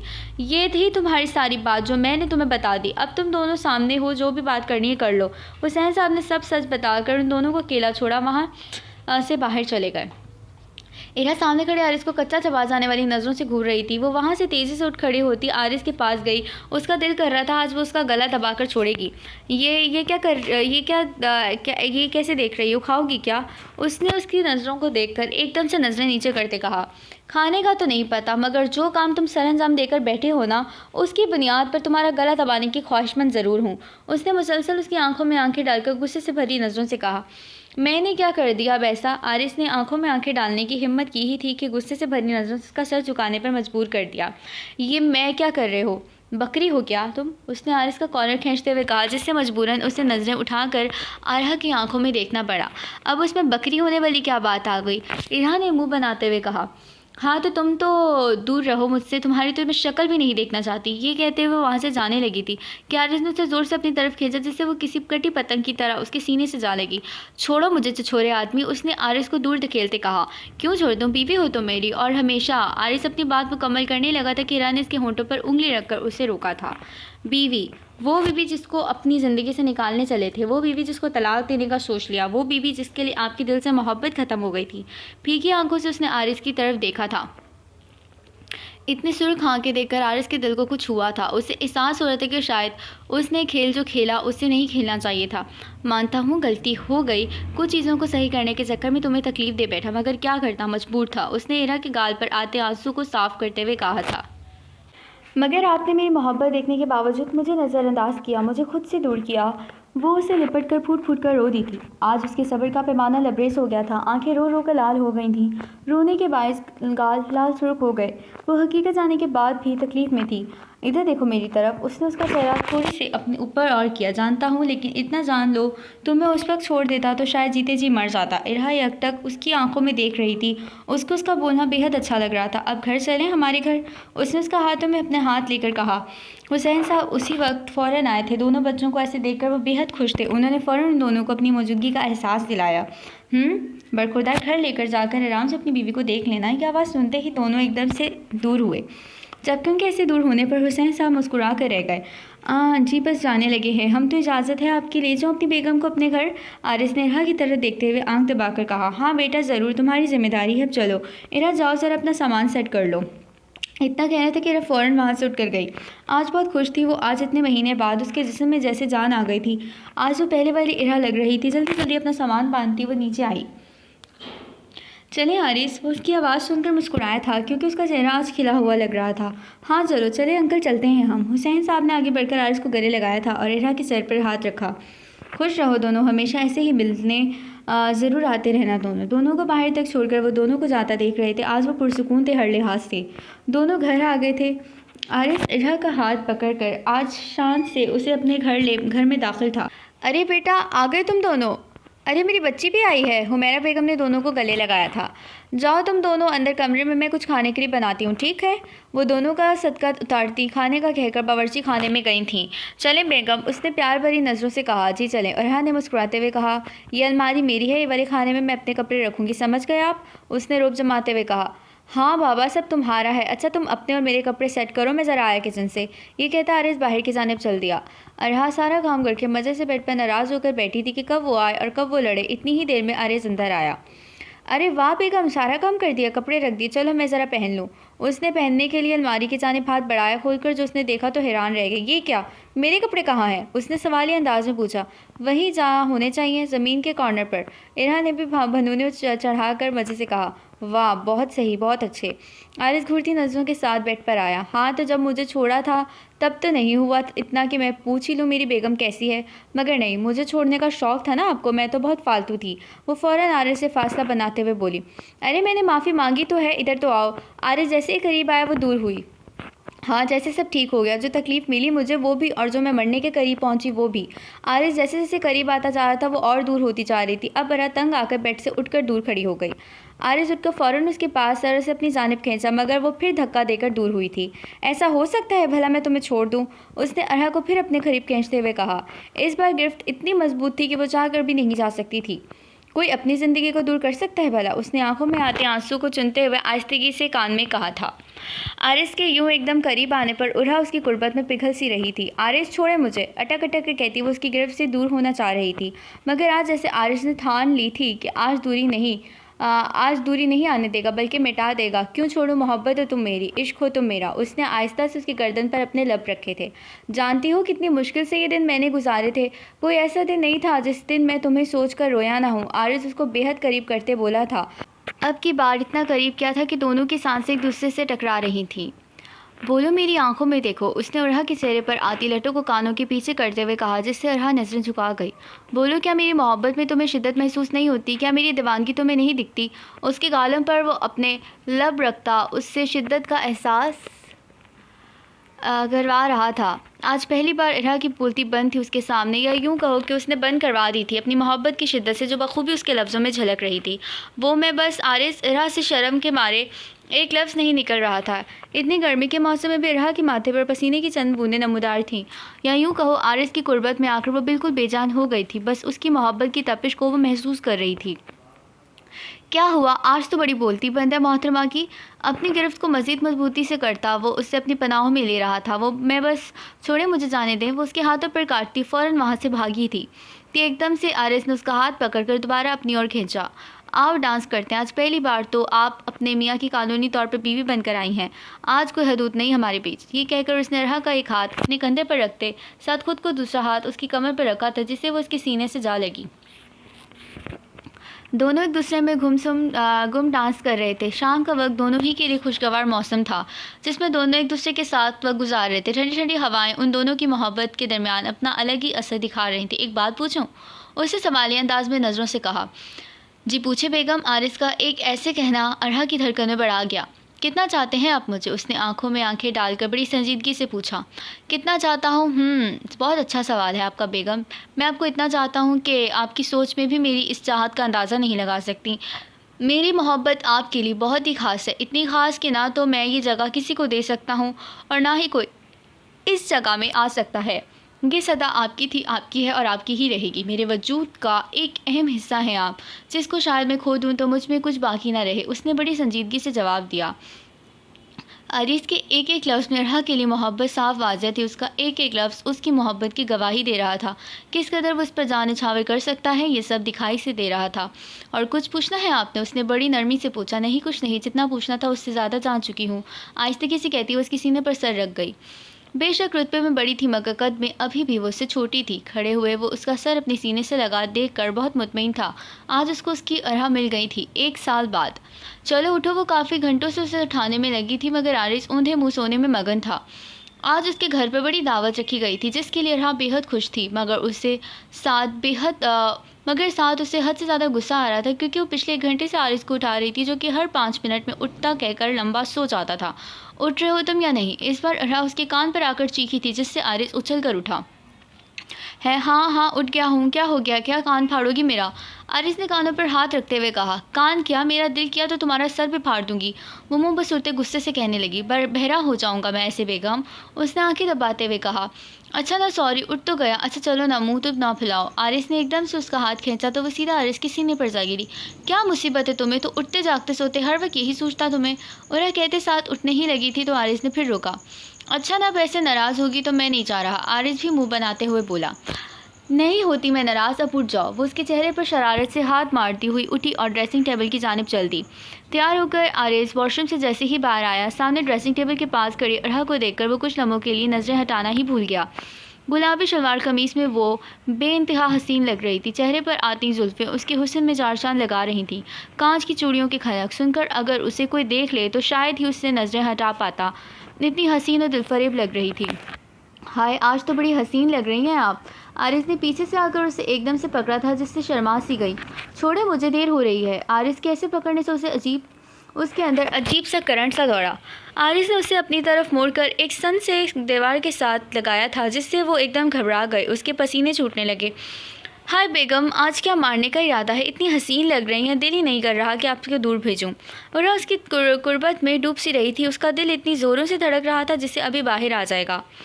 बोले ना बेगम, आज जाने का इरादा छोड़े, आज मेरे पास रहें, आपकी गुर्बत में हमें भीगने दें और थोड़ा आपको भी भिगाने दें। आरिस की ऐसी हरकतों पर अक्सर शर्म से आंखें मीच लेती। आज भी उसका यही हाल था। आरिस उसके लबों पर झुकने ही लगा था कि अचानक से फ़ोन बजना शुरू हो गया। फ़ोन की आवाज़ सुनकर आरिस बदमज़ा हुआ था, जबकि अरहा ने ज़ोरदार कहका लगाया। क्या हुआ, लगता किसी के तोते उड़ गए। अच्छा मेरा पर्स पड़ा है, जब फ़ोन पर बात ख़त्म हो जाए तो गाड़ी में लेती आना मेरा पर्स। अरहा उसकी जंगल से निकलती सीधा अपने पर्स का उसे याद दिलाती बाहर की जानिब चली। आरिस उसे हैरानी से बाहर जाता तकता रह गया और फ़ोन उठाने चल दिया। आ गए तुम, चलो शाबाश। पर्स रखो मेरा इधर और जाओ गाड़ी चलाओ। इरा ऑर्डर दे रही थी जैसे वो हमेशा दिया करती। जी जी मैडम साहिबा, चला रहा हूँ। आरिस उसे घूरता रह गया था, जबकि इरा ने अपनी हंसी दबाई। दोनों आखिरकार उरा के घर आ गए कि उरा ने अपना बैग फिर से आरिस के हाथों में थमाए अंदर आने का इशारा दिया। आ जाओ अपना ही घर समझो। आरिस को उसके ऐसे तंग करने से गुस्सा आ रहा था। आ रहा हूँ, तुमने तो नौकर बना दिया है मुझे, वो बुरे बुरे मुंह बनाकर कह रहा था। अरे आ गए तुम दोनों, अरे मेरी प्यारी बेटी। हुसैन साहब ने फ़ौरन आगे बढ़कर इरा को गले लगाया था। और सुनाओ आरिस, कैसे हो? मेरी लाडली बेटी तंग तो नहीं करती? हुसैन साहब ने आरिस से पूछा। तंग? अरे क्या बताऊँ, आपको इतना परेशान कर रखा है। अरे मेरी इज्जत ही नहीं करती, जब देखो बातें सुनाने लग जाती है। आरिस जो इरा की तारीफ़ों के पुल बांध रहा था, इरा का दिल किया जाकर उसका गला दबा दे। इरा क्यों तंग करती हो अपने शौहर को ऐसे? हुसैन साहब ने उसके कान खींचे थे। बाबा ये फजूल बोलता है, ऐसा कुछ नहीं करती। इरा ने आरिस को आंखें दिखाई थी। चलो आ जाओ, खाना लगवा रहा हूँ मैंने, खाने बैठो दोनों, शाबाश आ जाओ। सब एक साथ मेज़ पर खाना खा रहे थे कि अचानक इरा को उल्टी आनी सी महसूस हुई। वो फ़ौरन वहाँ से उठकर भागी थी। अरे इसको क्या हुआ? हुसैन साहब बोले। मैं जाकर देखती हूँ, आप लोग खाना खाएं। मिसेस हुसैन फ़ौरन इरा के पीछे गई थी। काफ़ी देर हो गई, दोनों नहीं आए। आरिस परेशान हो रहा था कि सामने से दोनों आते दिखाई दे। क्या हुआ आंटी इरा को? आरिस बेतहा परेशान हुआ। अरे तुम बताओगी कि मैं बता दूँ? उन्होंने इरा की तरफ देख कर कहा। वो आरिस आप शर्म के मारे उससे कहा तक नहीं जा रहा था। मैं बताती हूँ जनाब, हम दादा दादी बनने वाले हैं। आरिस के मुँह से हैरानगी में एकदम पानी का फवारा निकला था। क्या? अरे वाकई? अरहा की तरफ देखते हुए उसने पूछा, जिस पर वो शर्माते हुए अपना सर हिला गई थी। आरिस ने उठकर फ़ौरन उसे अपनी गोद में घुमाया। आज वे दोनों मुकम्मल हो गए थे। उन दोनों की दुनिया हरी भरी हो गई थी। उन दोनों की मोहब्बत की निशानी आने वाली थी। ख़त्म शुद। सो प्यारे प्यारे रीडर्स, ये नावल आप लोगों को कैसा लगा कमेंट सेक्शन में बताना मत भूलिएगा। कोई एक डायलॉग, कुछ सीन, कोई भी ऐसी चीज़ जो आप लोगों को बहुत इंटरेस्टिंग लगी हो, या नावल की कोई भी ऐसी बात जिसने आप लोगों को बहुत अट्रैक्ट किया हो, बताना मत भूलिएगा। चैनल पे न्यू है तो देखें ऊपर क्या लिखा है, SUBSCRIBE सब्सक्राइब। ठीक है, तो चैनल को लाजमी सब्सक्राइब करें अगर नहीं किया, और बेल आइकन के बटन को प्रेस करें और कमेंट कीजिए, सब्सक्राइब कीजिए, लाइक कीजिए, शेयर कीजिए। कोई एक कमेंट आप लोग प्लीज़ लाजमी कर लिया करें। कितनी देर लगती, 2 से 3 मिनट लगती। नॉवेल्स आप लोग पढ़ते हैं तो प्लीज़ कमेंट भी कर दिया करें, बहुत खुशी होती है कसम से। तो जब मुझे दीजिए इजाज़त, मिलते हैं नेक्स्ट नावल के साथ। अपना ख्याल रखें। अल्लाह हाफ़िज़, बाय बाय।